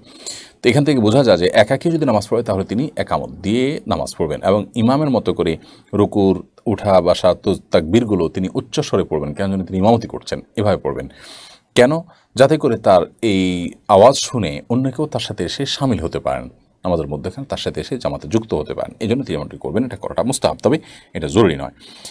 মাহমুদুল হাসান লিখেছেন, পাঠ্যপুস্তক থেকে শরীফার গল্প বাদ দেওয়ার সুপারিশ করেছে সংক্রান্ত বিশেষজ্ঞ কমিটি, বিষয়টাকে আপনি কিভাবে দেখেন? ভাই মাহমুদুল হাসান, খুবই গুরুত্বপূর্ণ একটি প্রশ্ন আপনি করেছেন। আলহামদুলিল্লাহ, খুবই আনন্দের বিষয় যে পাঠ্যপুস্তক থেকে শরীফার গল্প বাদ যাওয়ার সুপারিশ করেছেন এই সংক্রান্ত বিশেষজ্ঞ কমিটি। এই তো পূর্বে আমরা দেখেছি যে শিক্ষা মন্ত্রণালয় থেকে একটি কমিটি করে দেওয়া হয়েছে, যে কমিটির আহ্বায়ক ছিলেন ইসলামী আরবি বিশ্ববিদ্যালয়ের মাননীয় উপাচার্য ডক্টর আব্দুর রশিদ স্যার ছিলেন এটার আহ্বায়ক, সেই সাথে ডক্টর কফিলউদ্দিন সরকার সালিহি, যিনি ইসলামী ফাউন্ডেশনের গুরুত্বপূর্ণ দায়িত্বে রয়েছেন, গভর্নর হিসেবে রয়েছেন, তিনিও আছেন এবং আরও অনেক গুরুত্বপূর্ণ ব্যক্তিবর্গ আছেন। ঢাকা আলিয়ার প্রিন্সিপাল তিনি আছেন, আমি যদি ভুল না করে থাকি, আরও বিভিন্ন ব্যক্তিবর্গ আছেন। তো শরীফার গল্প এটা আমাদের পাঠ্যপুস্তকে দেয়া হয়েছে হিজড়ার খোলসে। ট্রান্সজেন্ডার গল্পটার পুরাটাই হলো ট্রান্সজেন্ডার, অর্থাৎ ট্রান্সজেন্ডার হতে পারে ছেলে মেয়েদেরকে তাদের লিঙ্গ পরিবর্তনের জন্য এক ধরনের উৎসাহ দিয়ে তাদেরকে এটাতে উদ্বুদ্ধ করার জন্য এই গল্প যুক্ত করা হয়েছে। অতএব সন্দেহাতীতভাবে এই গল্প এবং এই গল্পের মূল উদ্দেশ্যই হলো যে ট্রান্সজেন্ডারের উপরে ভর করে বা এই শব্দের মাইনপ্যাচের মধ্য দিয়ে সমকামিতাকে প্রমাণ করা। দিনের আলোমতো পরিষ্কার, পুরো গল্পটা পড়লে আমাদের কারো বুঝতে অসুবিধা হওয়ার কথা নয়। এই গল্পটার গত বছরের যে প্যাটার্ন ছিল সেই প্যাটার্ন আর এই বছরের প্যাটার্ন একই, শুধুমাত্র সামান্য চেঞ্জ করা হয়েছে। এবং এই জিনিসটি যে আসলে তৃতীয় লিঙ্গের মানুষের অধিকারের কথা বলা হচ্ছে, আসলে এটা যে সেটা নয়, সেটা বুঝবার জন্য খুব পণ্ডিত হওয়ার প্রয়োজন নেই, খুব সহজে সাদা চোখে সেটি বোঝা যায়। এটা নিয়ে আমরা এর আগে বহুবার কথা বলেছি। তো বাচ্চাদের মধ্যে সমকামিতাকে পুশ করবার জন্য বন্ধু সোশ্যাল এবং তাদের পেছনে থাকা গডফাদার বিভিন্ন এনজিও, বড় এনজিওগুলো তারা কাজ করছে। তো এরকম পরিস্থিতিতে সরকারের সংশ্লিষ্ট মহলকে ভুল বুঝিয়ে বিভ্রান্ত করে যারা ঘোলাপাড়িতে মাছ শিকার করার চেষ্টা করেছে, আলহামদুলিল্লাহ বিশেষজ্ঞ কমিটি তারা সুপারিশ করেছেন সেই গল্পকে বাদ দেওয়ার, এর মাধ্যমে তাদের সে চক্রান্ত নস্যাৎ হলো। তবে স্বাস্থ্য সুরক্ষা বই এখনও অনেক বিষয় আছে যে নিরাপদ স্পর্শের নামে যা বলা হচ্ছে সেটা হলো জেনা এবং ব্যভিচার এবং অসামাজিক কার্যকলাপ, আমাদের সন্তানদেরকে ধ্বংস করার নামান্তর। ইতিমধ্যে আমরা দেখেছি ইংল্যান্ডের একজন মন্ত্রী শিশুদেরকে যৌন শিক্ষা দেওয়ার বিরোধিতা করেছেন এবং এটি আমাদের সমাজকে, পরিবারকে ধ্বংস করে দেয়, তাদের সহজাত লজ্জাকে নষ্ট করে দেয়। এই জিনিসটা তারা বুঝেছেন অনেক পরে এসে। আমরা এখনও পর্যন্ত আলহামদুলিল্লাহ খুব ভালো একটা জায়গায় আছি পারিবারিকভাবে, সামাজিকভাবে। আমাদেরকে ধ্বংস করবার জন্য যারা চক্রান্ত করছে এদের বিরুদ্ধে আমাদের সোচ্চার হতে হবে, সংশ্লিষ্ট মহলকে সচেতন হতে হবে, আরও সতর্ক হতে হবে। স্বাস্থ্য সুরক্ষা বইয়ের আরও যে সমস্ত আপত্তিকর বিষয়গুলো আছে সেগুলো বাদ দিতে হবে এবং যেটুকু হয়েছে তার জন্য অবশ্যই আমরা সাধুবাদ জানাই সংশ্লিষ্ট মহলকে। আল্লাহ তাআলা তাদেরকে এটি বাস্তবায়ন করার তৌফিক দান করুন। এটি অত্যন্ত আনন্দের একটি সংবাদ। আমরা যে কোনো অন্যায় অনাচারের বিরুদ্ধে প্রত্যেকে শান্তিপূর্ণভাবে, যৌক্তিকভাবে আমাদের যার যার মতামতগুলো তুলে ধরবো একযোগে, তাতে ইনশাআল্লাহ বিদিনিল্লাহ অন্যায় অনাচারকারী এবং কুচক্রী মহল যারা বাহির থেকে কোটি কোটি বরং মিলিয়ন বিলিয়ন ডলারের ফান্ড যারা পেয়ে থাকেন, তারা সেগুলো পেয়ে আমাদের সমাজকে নষ্টামের পথে নিয়ে যেতে পারবে না ইনশাআল্লাহ। তারা মানহা ইসলাম আপনি লিখেছেন, কেউ যদি ফেক আইডি কার্ড বানিয়ে বিয়ে করে সেই বিয়ে কি সম্পন্ন হবে? বাবা মায়ের নাম ঠিক ছিল, শুধু বরের নাম সঠিক ছিল না, প্লিজ জানালে উপকার হতো। বরের নাম সঠিক ছিল না, বাবার নাম সঠিক ছিল, আমি ঠিক বুঝলাম না যে ফেক আইডি কার্ড বানিয়ে কীভাবে বিয়ে হলো।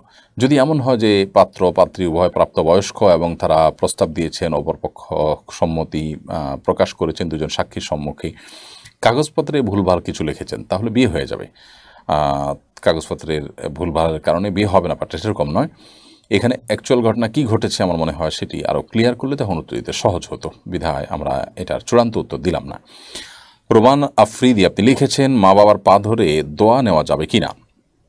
মা বাবার পাও ধরাটা সন্তানের জন্য দোষের কোনো বিষয় নয়, তবে দোয়া নেওয়ার জন্য পাও ধরে দোয়া নেওয়ার কোনো প্রয়োজন নেই। বাবা মার সেবা করবেন, সেবার মাধ্যমে অটোমেটিক দোয়া পাবেন। মুখে তাদের কাছে আপনি দোয়া চেয়ে নিতে পারেন। মেয়ে হলে মায়ের, ছেলে হলে বাবার পাও আপনি টিপে দিলেন, সেখানে আপনার সেবা শুশ্রূষা অংশ হিসাবে তাদের পায়ে তেল দিলেন বা কোনো কিছু করলেন। তো এগুলো তো সন্তান হিসাবে আপনি করতেই পারেন এবং দোয়ার উদ্দেশ্যে যদি করেন আপনি অবশ্যই আমার মনের দোয়া পাবেন, সেই সুযোগ তো সম্ভবত থাকছেই। ফাইয়াদ সাফওয়ান মাহমুদ আপনি লিখেছেন, আমার বয়স 15 বছর, পরিবারের সঙ্গে কানাডায় আছি, আমি নিয়মিত 5 ওয়াক্ত নামাজ আদায় করি, তবে এখানে শুক্রবার সাপ্তাহিক বন্ধন নেই, তাই আমার পক্ষে জুমার নামাজ পড়া সম্ভব হচ্ছে না। তবে আমি স্কুল থেকে আসার পর জোহর নামাজ পড়ি, এদিকে আমার গুনাহ হবে? অবশ্যই গুনাহ হবে। ইচ্ছাকৃতভাবে আপনি জুমার নামাজ যদি 3 সপ্তাহ পর পর ত্যাগ করেন তাহলে সেক্ষেত্রে মুসনাদে আহমদের একটা হাদিস রয়েছে যে অন্তরে আল্লাহ তাআলা মোহর মেরে দেন। ঈমান এবং কুফরের মধ্যে পার্থক্য করবার মতো শক্তি মানুষ হারিয়ে ফেলে যদি এরকম পরিস্থিতি কেউ পড়ে। এজন্য আমাদের উচিত হবে, আমাদের কর্তব্য হবে যে আমরা যে কোনো বললে 5 ওয়াক্ত নামাজ পড়ব, আমাদের ক্ষেত্রে কোনো প্রকার কম্প্রোমাইজ করব না। আল্লাহ তাআলা আমাদেরকে তৌফিক দান করুন সেটি করার। আপনি যেখানে আছেন সেই পরিবেশে আপনাকে যেতে কেউ বাধ্য করেনি, আপনি ইচ্ছাকৃতভাবে এমন একটা পরিবেশে গেছেন যেখানে নামাজ পড়তে পারছেন না। আপনাকে যদি আমি বলি এমন একটা পরিবেশে চলেন যেখানে আপনি নিঃশ্বাস নিতে পারবেন না, আপনি কি যাবেন? ঠিক একইভাবে একজন ইমানদারের জন্য নামাজ নেওয়াটা সেরকম গুরুত্বপূর্ণ। আমার জীবন রক্ষা করা যেরকম গুরুত্বপূর্ণ, ইমান রক্ষা করা তার চেয়ে বেশি গুরুত্বপূর্ণ। সো আমার ইমানই টিকবে না, আমার নামাজ পড়তে পারবো না, সে জায়গায় আমি কেন থাকবো? প্রয়োজনে যেখানে আসেন সেখানে 2-3 শিক্ষার্থী মিলে আপনারা নামাজ পড়ে ফেলবেন, তারপর আপনাকে নামাজ পড়তে হবে। অথবা আপনার সহপাঠী যারা আছে, যারাই আছে মুসলমান, যেই দেশেই হোক না কেন, 3 জন হলে যে কোনো একজন ইমামতি করে 5 মিনিট 10 মিনিটের মধ্যে আপনি জুমার নামাজের আয়োজন করতে পারেন। ছোট্ট করে খুতবা দিলেন, 1-2 মিনিটের মধ্যে নামাজ পড়লেন 2 রাকাত, তাতে ইনশাআল্লাহ আপনার জুমার আদায় হবে। কিন্তু এসে জোহর পড়লে নিয়মিত সেটি আদায় হবে না, এটি গুনাহ হবে আপনার জুমা ত্যাগ করার কারণে। আমার গল্পটায় শুধুই তুমি আইডি থেকে আপনি লিখেছেন, আমি সৌদিতে টানেলের ভিতর কাজ করি, কাজের সময় হাতে ও কাপড়ে গ্রিস লেগে যায়, গ্রিস লাগা কাপড় পরে নামাজ পড়লে নামাজ হবে কিনা? নামাজ হয়ে যাবে, কাপড়ে লাগলে নামাজ হয়ে যাবে, কিন্তু হাতে যদি লাগে তাহলে হাত পরিষ্কার করে তারপর ওযু করতে হবে, তাহলে ইনশাআল্লাহ নামাজ হবে। আলফাজ আকাশ আপনি লিখেছেন, আমি একজন চাল ব্যবসায়ী, চিনিগুড়ার চাল বিভিন্ন কোম্পানিতে সরবরাহ করে থাকি। কিছু কোম্পানি চিনিগুড়ার সঙ্গে 20% অন্য চাল মিশিয়ে বিক্রি করেন, 20 ভাগ চাল মিক্স করে সরবরাহ করা যাবে কিনা? অবশ্যই সেটা প্রতারণা হবে, অবশ্যই সেটা হারাম হবে, জায়েজ হবে না।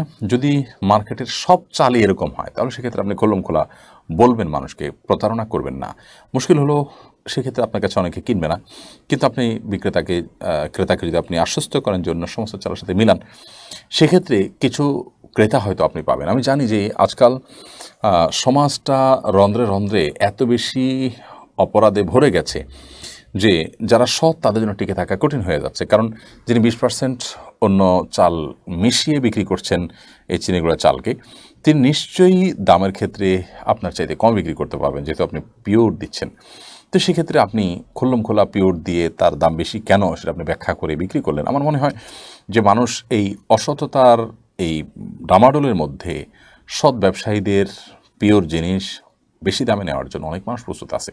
হয়তো বিক্রি কম হবে, হয়তো তার মতো আপনার প্রফিট হবে না, কিন্তু দিন শেষে আপনার জাহান্নাম তো হলো না, আপনার জান্নাত তো নিশ্চিত থাকলো। এই জন্য নিজের জাহান্নামের পথ বন্ধ করবার জন্য জান্নাতের পথ সুগম হওয়ার প্রয়োজনে সে স্বার্থে আপনাকে অবশ্যই সতার পথে চলতে হবে। কোন অবস্থাতে আপনার জন্য প্রতারণা করা যায় হবে না। অন্যরা করছে তাই আমি করব, এরকম করার কোনো সুযোগ নেই। হুমায়রা আর এইচ এআইডি থেকে আপনি লিখেছেন, 2-1টি সন্তান নেওয়ার পর কি স্থায়ী জন্ম নিয়ন্ত্রণ ব্যবস্থা গ্রহণ করা যাবে? না, স্থায়ী জন্ম নিয়ন্ত্রণ ব্যবস্থা গ্রহণ করা যাবে না, এটি হারাম। 2-1টা সন্তান নেওয়ার পর আপনি আর সন্তান নেবেন না কোনো কারণে, হতে পারে সাময়িকভাবে, একসময় প্রয়োজন হতে পারে। আমি ব্যক্তিগতভাবে এমন ফ্যামিলিকে চিনি যে 2টি সন্তান ছিল, একটি ছিল একটি মেয়ে। ছেলে কোনো একটা দুর্ঘটনা মারা গেছে, অ্যাক্সিডেন্টে বা এরকম কিছুতে। মেয়েকে বিয়ে দেওয়া হলো, মেয়ের স্বামীর নানা টর্চার কারণে মেয়েটাও একসময় আত্মহত্যা করেছে। আল্লাহ মাফ করুক, তারা লাইগেশন করে ফেলেছেন, স্থায়ী জন্ম নিয়ন্ত্রণ করে ফেলেছেন, এখন তাদের সন্তান নেওয়ার সুযোগও নেই। কেন ইসলাম আমাদেরকে কোনো কিছু নিশ্চিত করে বুঝবার জন্য হয়তো আমাদের অপেক্ষা করতে হয়। স্থায়ী জন্ম নিয়ন্ত্রণ পদ্ধতি ব্যবহার করা যায় নাই। আমরা সাময়িক জন্ম নিয়ন্ত্রণ ব্যবস্থা গ্রহণ করতে পারি যদি শরীয়ী কোনো যুক্তি থাকে বা ওজোর থাকে। কি খাওয়াবো, খাওয়াতে পারবো না বেশি সন্তান হলে, এই চিন্তা থেকে জন্ম নিয়ন্ত্রণ কোনোভাবেই করা যায় নেই। জিন্নাত সুলতান আপনি ইউটিউব চ্যানেল থেকে লিখেছেন, বিভিন্ন অনর্থক কাজের ব্যস্ততায় সময় বরকত পাই না, বিশেষ করে মোবাইলে অনেক সময় নষ্ট হয়। মতো অবস্থায় কীভাবে সময় বরকত লাভ করতে পারি? মোবাইলে নিশ্চয়ই সোশ্যাল মিডিয়াতে আপনি অনেক বেশি সময় নষ্ট করে থাকেন। আমার মোবাইল থেকে ফেসবুক এবং ইউটিউব আমি ডিলিট করে ফেলেছি এবং এগুলো পিসি বা ল্যাপটপে আমি দেখার চেষ্টা করি। আর যাদের সে বিকল্প নাই, তারা মোবাইলে নানাভাবে আপনি অ্যাপ ব্যবহার করাটা আপনার জন্য কঠিন করে ফেলতে পারেন। সেটাকে আপনি এমনভাবে করতে পারেন যে 5 মিনিট পর অটোমেটিক লক হয়ে যাবে, আবার পাসওয়ার্ড দিয়ে খুলতে হবে। আপনি নির্দিষ্ট সময় দিলেন, এই সময়ের বাইরে আপনি এটা খুলবেন না। নিজের উপর নিজের সেরকম আপনার শক্ত শর্ত আরোপ করলেন, প্রয়োজন একটা বাটন ফোন সাথে রাখলেন, প্রয়োজন আপনি সোশ্যাল মিডিয়া থেকে বেরিয়ে আসলেন যদি আপনার বিশেষ কোনো ক্ষতি না হয়, তাহলে সেক্ষেত্রে ইনশাআল্লাহ আবিদিল্লাহ এই আসক্তি থেকে আমরা রক্ষা পেতে পারি। বেলায়েত হোসেন আপনি লিখেছেন, বদলি হজ আদায়কারী কি হজের সমান সওয়াব পাবে? বদলি হজের মূল সওয়াবটা যার পক্ষ থেকে বদলি হজ হবে তিনিই পাবেন, পাশাপাশি তার পক্ষ থেকে যিনি আদায় করছেন আল্লাহ তাআলা তাকেও মাহরুম করবেন না, তিনি সওয়াব পাবেন ইনশাআল্লাহ তাআলা। আব্দুল মমিন আপনি লিখেছেন, কোনো মানুষ যদি কৃত্রিম দাঁত লাগায় তাহলে মৃত্যুর পর তার ওই দাঁত কি খুলে দাফন করতে হবে? কৃত্রিম দাঁত যদি লাগান কেউ, তাহলে সেক্ষেত্রে দাফন করার আগে সেই কৃত্রিম দাঁত রূপার হয়ে থাকে, অনেক সময় দামি ধাতবের হয়ে থাকে, সেক্ষেত্রে সেটা লাশের সাথে যাওয়ার কোনো যুক্তি নেই, সেটা আপনি অবশ্যই খুলে ফেলবেন। যেহেতু একটা মূল্যবান বস্তু, সেটা তার সাথে থাকার তো যুক্তি নাই। তবে যদি এরকম আহামরি কোনো মূল্যবান না হয়, তাহলে তার সাথে গেলেও কোনো অসুবিধা নেই। রওশনারা শেফা আপনি লিখেছেন, মৃতের পক্ষ থেকে কোরবানি করা যাবে কি না, সেই গোশত কি নিজেরা খেতে পারবে? মৃত ব্যক্তির পক্ষ থেকে কোরবানি করা যাবে, এবং যিনি মৃত ব্যক্তির তরফ থেকে কোরবানি করলেন গোশতটা তিনি তার নিজের গোশতের মতো করে নিজে খাবেন, অন্য মানুষকে দান করবেন এবং গরিব দুঃখীদেরকে দিবেন, সব কিছু তিনি করতে পারবেন। ওজাওয়া ইউকি আইডি থেকে আপনি লিখেছেন, পছন্দের কাউকে পাওয়ার জন্য কি আল্লাহর কাছে দোয়া করা যাবে? নির্দিষ্ট কোনো ব্যক্তিকে পাওয়ার জন্য দোয়া করাটা অনুচিত, বরং বলতে হবে আল্লাহ যদি কল্যাণ হয় আপনি সহজ করে দিন, অকল্যাণ আপনি দূর করে দিন, আমার অন্তর থেকে তাকে দূর করে দিন। দেলোয়ার হোসেন আপনি লিখেছেন, আমার হাতের 6 আঙ্গুল ছিল, একটা কেটে ফেলা হয়েছে, এতে কি গুনাহ হবে? কোনো নিশ্চয়ই যৌক্তিক কারণে চিকিৎসার প্রয়োজনে কাটা হয়েছে, এরকম যদি হয়, 6টা আঙ্গুল ছিল যেহেতু, একটা তো নিশ্চয়ই অতিরিক্ত ছিল, এটা অসুস্থতা, অতএব সেটা কেটে ফেলাটা অবশ্যই গুনাহের বিষয় নয়, এটি আপনার চিকিৎসারই অংশ। মোহাম্মদ রুবেল আহমদ আপনি লিখেছেন, আমাকে এমন কিছু আমল শিখিয়ে দিন যাতে আমি আল্লাহ রাসূল সাল্লাল্লাহু আলাইহি ওয়াসাল্লামের দেখানো রাস্তায় চলতে পারি। আপনি ঈমানকে বিশুদ্ধ রাখার চেষ্টা করবেন, শিরক থেকে, কুফর থেকে, নেফাক থেকে, এবং প্রত্যেকটা ফরজ আমল করার চেষ্টা করবেন, কোনো মানুষের কোনো কষ্টের কারণ হবেন না, প্রত্যেকটা মানুষ হক আদায় করবেন, এবং নবী সাল্লাল্লাহু আলাইহি ওয়াসাল্লামের সবগুলো সুন্নাহকে খুঁটে খুঁটে আমল করার চেষ্টা করবেন। ইনশাআল্লাহ বিদিল্লাহ এটাই হলো জান্নাতের পথ এবং আল্লাহ এবং রাসূল সাল্লাল্লাহু আলাইহি ওয়াসাল্লাম বাতানো পথের খোলাসা এবং সারসংক্ষেপ। মোহাম্মদ রহমত লিখেছেন, কাবার সামনে নামাজ পড়ার সময় কি কাবার দিকে তাকাতে হবে নাকি নিচে তাকিয়ে নামাজ শেষ করতে হবে? না, কাবার দিকে তাকানো যাবে না। আমরা যারা উমরা করতে বা হজ করার জন্য মক্কাতে যাই, আমরা অনেকে কাবার দিকে তাকিয়ে থাকি। কাবার দিকে তাকানো নিষেধ। আমরা যখন নামাজ পড়বো তখন নামাজ পড়ার সময় সেজদার জায়গা এরিয়ার মধ্যে আমাদের নজর থাকবে। আমরা এভাবে সোজা হয়ে আপনার মাথা সোজা করে কাবার দিকে তাকিয়ে থাকবো না। কখনো কাবার দিকে চলে গেছে ভিন্ন কথা, বাট কাবার দিকে তাকানো আমাদের মধ্যে মাকরুহ। ফরিদুদ্দিন আপনি লিখেছেন, ঋণ করে কোরবানি করা যাবে কিনা? ঋণ করে কোরবানি করা যাবে যদি ঋণ পরিশোধ করবার মতো ব্যবস্থা থাকে। অবশ্যই ঋণ করে আপনি কোরবানি করতে পারবেন। আপনার সেই ভরসা যদি থাকে যে আমি ঋণ করবো তবে সেটা পরিশোধ করবো। হ্যাঁ, যদি এমন হয় যে ঋণ করে পরিশোধ কোরবানি করছেন, ঋণ আদৌ পরিশোধ করতে পারবেন বলে আপনার মনে হয় না, সেরকম কোনো আপাত দৃষ্টিতে উপায় নেই, তাহলে এইভাবে ঋণ করে কোরবানি করার তো কোনো প্রয়োজন নেই, বরং সেটি কোনো কোনো ক্ষেত্রে আপনার জন্য নাজায়েজও হতে পারে। এরপরে ইকরাম মাহমুদ আপনি লিখেছেন, আমার দাড়ি কম, আমি যদি মলম দিয়ে চাপ দাড়ি উঠাই তাহলে কি গুনাহ হবে? যদি এতে শারীরিক কোনো ক্ষতির আশঙ্কা থাকে তাহলে জায়েজ হবে না। যদি ক্ষতির আশঙ্কা না থাকে, কোনো প্রকার সাইড এফেক্ট না থাকে, তাহলে এটা জায়েজ হতে পারে। সাধারণত এই সমস্ত বিষয়গুলোতে নানাভাবে ক্ষতির আশঙ্কা থাকে আমি যতটুকু জানি। তো আল্লাহ তাআলা যে দাড়ি কম দিয়েছেন সেটার পরে সন্তুষ্ট থাকাই আপনার উচিত। অহেতুক সেটার জন্য পেরেশান হওয়া আপনার উচিত নয়। বিশেষ করে এক্ষেত্রে দাড়ি বেশি হলে যে সওয়াব বেশি হবে, কম হলে সওয়াব কম হবে এমন কোনো কথা নেই।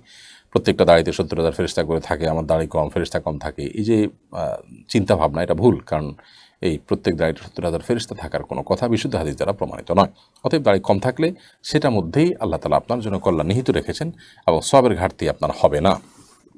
রোশনি আক্তার লিখেছেন, কেউ যদি খারাপ কাজ করে আর আমি সেটা তার অভিভাবককে জানিয়ে দিই, এমত অবস্থায় সে মনে কষ্ট পেলে আমার কি গুনাহ হবে? তার সংশোধনের জন্য যদি আপনি জানান তাহলে আপনার গুনাহ হবে না। তিনি মনে কষ্ট পেলেও আপনি গুনাহগার হবেন না, কারণ আপনি তার কল্যাণ কামনা করেছেন। সো আপনার এই জানানোটা দোষের হবে না ইনশাআল্লাহ তাআলা। ইন্নামাল আমালু বিন্নিয়াত, আপনি কেন করেছেন এটা হলো মূল বিষয়।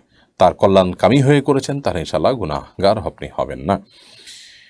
এমনি সোহাগ আপনি লিখেছেন, বিড়ি সিগারেট খেয়ে নামাজ পড়লে নামাজ হবে কিনা? নামাজ তো হয়ে যাবে, কিন্তু বিড়ি সিগারেট খেয়ে নামাজ পড়লেন, বিড়ি সিগারেট খাওয়া গুনার কাজ, সেটার কারণে গুনাহগার হবেন এবং এর জন্য মুখে দুর্গন্ধ হলে দুর্গন্ধ দূর করে আপনাকে নামাজে অগ্রসর হতে হবে। আব্দুল আহাদ লিখেছেন, প্রায় ওযু কিংবা গোসলের সময় বাথরুমে দাড়ি ঝরে পড়ে, উক্ত দাড়ি বাথরুমের পানির সঙ্গে গেলে কোনো গুনাহ হবে কিনা? না, কোনো গুনাহ হবে না, অনিচ্ছাকৃতভাবে এরকম তো হতেই পারে। এমনি মানুষের শরীরে যে কোনো অঙ্গ ময়লা আবর্জনা ড্রেনে ইত্যাদিতে না ফেলে মাটিতে বা খোলা জায়গায় সেটা ফেলা উচিত। এটা মানব দেহের প্রতি সম্মানের অংশ। বাট এরকম এক দুটা পড়ে গেছে, নিজের অজান্তে চলে গেছে, কেন গুনাহ হবে না ইনশাআল্লাহ। মাহমুদুল হাসান লিখেছেন, কোরবানির উদ্দেশ্যে ক্রয়কৃত পশু মারা গেলে বা চুরি হয়ে গেলে কিংবা হারিয়ে গেলে করণীয় কি? যদি গরিব মানুষ হন, তিনি কোরবানির উদ্দেশ্যে পশু ক্রয় করেছেন বা নিজের উপর আবশ্যক করেছেন, তাহলে সেক্ষেত্রে কোরবানি তার উপর বর্তানা তাও তিনি করেছেন, তাহলে সেক্ষেত্রে তাকে যে কোনো মূল্যে কোরবানি করতে হবে। আর যদি সম্পদশালী হন তাহলে সেক্ষেত্রে দুঃখিত, যদি কেউ কোরবানি তার উপর ওয়াজিব হয়ে থাকে, তাহলে পশু মারা গেছে বা চুরি হয়ে গেছে, তাহলে সেক্ষেত্রে তিনি কোরবানির আরেকটা পশু কিনে তিনি কোরবানি করবেন যে কোনো মূল্যে, যেহেতু কোরবানি তার উপর ওয়াজিব। সো একটা মারা গেছে, এরপর যদি তার কাছে আরও টাকা থাকে তাহলে তিনি কোরবানি ওয়াজিব হওয়ার মতো হলে তিনি পশু কিনে তারপরে কোরবানি করবেন। এমডি মহসিন আপনি লিখেছেন, আমি যৌথ পরিবারে থাকি কিন্তু নিজের স্ত্রীকে পর্দা রাখা যায় না। ছোট ছোট বিষয় নিয়ে অন্যান্য যাদের সাথে মনোমালিন্য হয়, সবসময় যৌথ পরিবারে গীবত চর্চা ব্যবস্থা করণীয় কি? যৌথ পরিবার থেকে আপনি বের হতে চাচ্ছেন, এর মানে যথার্থ যদি কারণ থাকে যে সত্যি যদি পর্দা রক্ষা করে কোনোভাবে সম্ভব না হয়, ভাই বা অন্য যারা আছে তারা সহযোগিতা না করে বা তারা পর্দার গুরুত্ব না বুঝে এবং নানা রকম সমস্যা হয় অনবরত, তাহলে আপনি পৃথক হতে পারেন। সেক্ষেত্রে আপনার বাবা মা তাদের প্রতি আপনার যে কর্তব্য আছে এটা আপনার মাথায় রাখতে হবে। বিশেষ করে আপনার সন্ততি থাকলে বাবা মা তাদেরকে আদর করতে চাইবেন, তাদের কাছে নিয়ে যাওয়া, তাদেরকে নিয়ে আসা, এই কাজগুলো আপনাকে করতে হবে।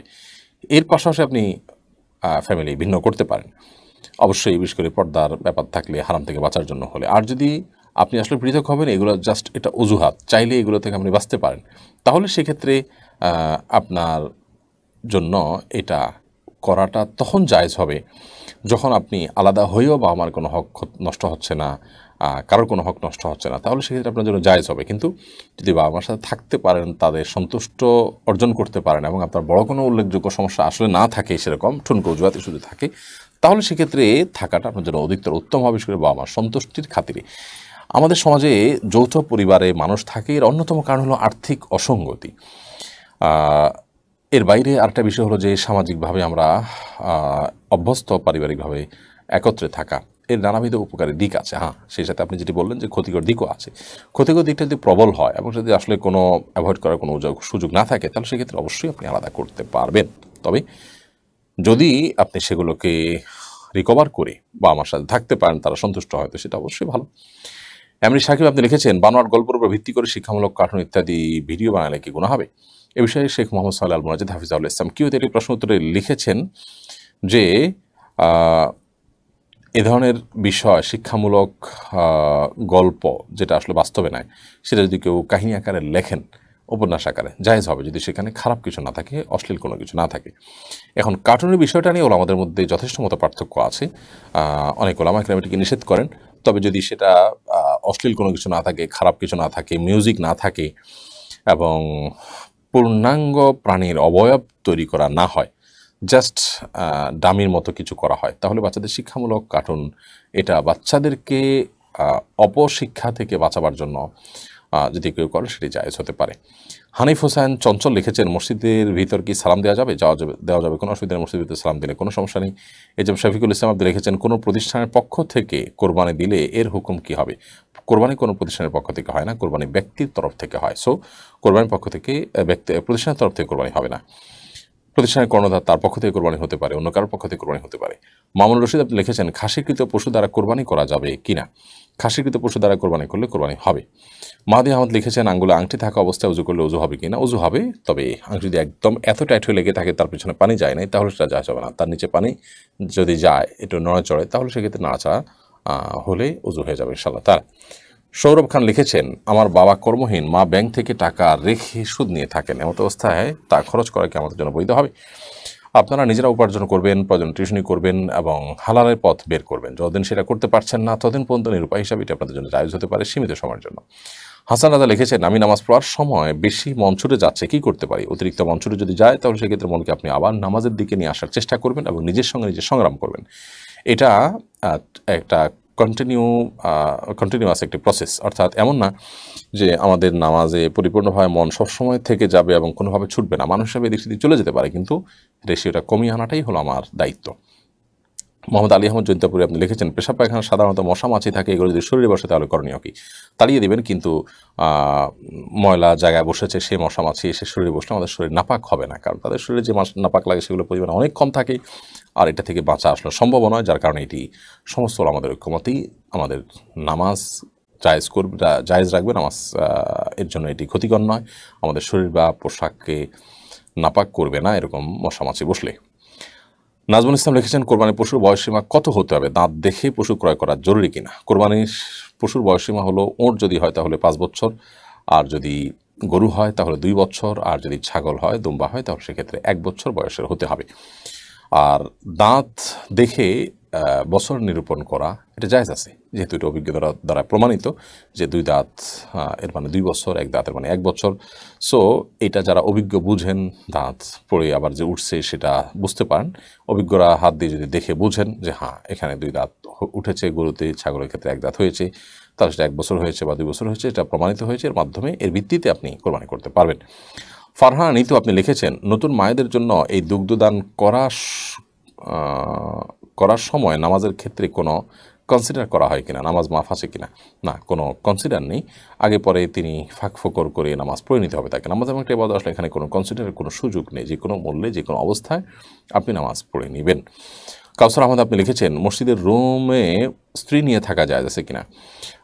যদি মসজিদের রুম এমনভাবে তৈরি করা থাকে যে ইমাম সাহেব তার স্ত্রী নিয়ে, মজনু সাহেব তার স্ত্রী নিয়ে থাকলেন, জায়েজ আছে অবশ্যই, ইমাম সাহেবের কক্ষ হিসাবে যখন থাকবে। কিন্তু সেটা যদি মসজিদের যে গাম্ভীর্য আছে সেটাকে নষ্ট করে এবং মসজিদের অভ্যন্তর দিয়ে চলাফেরা করতে হয়, এরকম যদি হয়, তাহলে সেক্ষেত্রে সেটা জায়েজ হবে না, নানা কারণে সেটি জায়েজ হবে না। মাহমুদ রিমন আপনি লিখেছেন, আমার বয়স 25, আমার চুল পেকে গেছে, আমি কি কালো কলা ব্যবহার করতে পারবো? না, আপনি মেহেদি ব্যবহার করবেন এবং অন্য কোনো কালার প্রয়োজন ব্যবহার করবেন, কিন্তু কালো কলা ব্যবহার করবেন না। হালিমা সুলতানা লিখেছেন, অনেকে টাকা পয়সা অন্যায়ভাবে খেয়েছে জীবনে, এই মুহূর্তে এসে অনেক আফসোস হচ্ছে, এমত অবস্থায় গুনাহ থেকে বাঁচতে আমার করণীয় কি? আল্লাহ তাআলা আপনার প্রতি রহম করুন বোন হালিমা।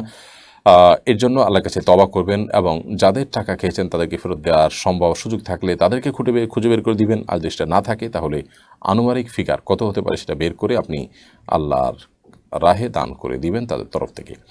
শাহিন ইকবাল শাফিন লিখেছেন, পড়াশোনার ক্ষেত্রে হিংসা করলে পাপ হবে কিনা? হিংসা সব ক্ষেত্রেই অপরাধ, তবে নবী করিম সাল্লাল্লাহু আলাইহি ওয়াসাল্লাম একটা হাদিস থেকে আমরা জানি যে তিনি বলেছেন দুটি বিষয়ে হিংসা করা যায়। যেখানে হিংসা বলতে অবশ্যই হিংসা বোঝাননি তিনি, মুহাদ্দিসগণ হাদিস বিশেষজ্ঞগণ সেটাই বলেছেন, অর্থাৎ এখানে হিংসা বলতে তিনি ঈর্ষা বুঝিয়েছেন।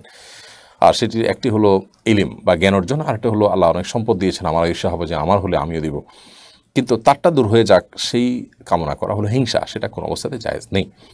তাহমিলা বেগম লিখেছেন, আয়েশা মসজিদ থেকে ওমরা করা কতটুকু সহিহ বিষয়টি জানতে চাই।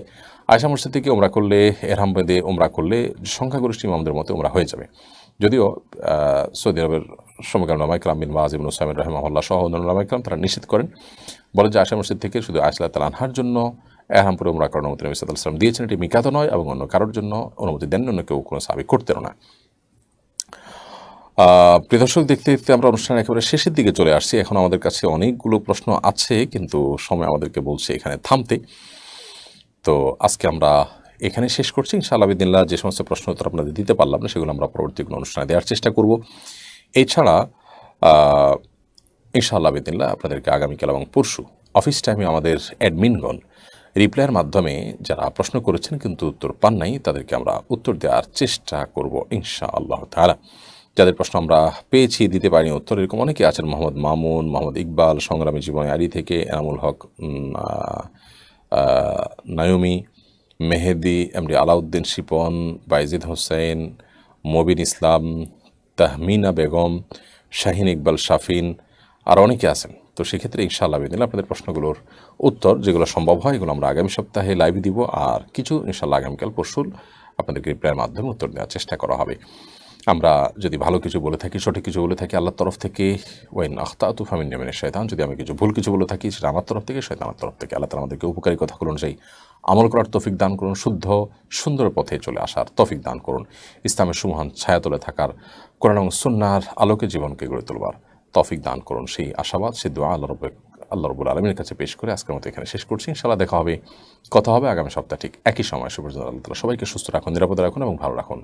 জাযাকুমুল্লাহু খায়রা। আসসালামু আলাইকুম ওয়া রাহমাতুল্লাহি ওয়া বারাকাতুহু। আস-সুন্নাহ ফাউন্ডেশন, উম্মার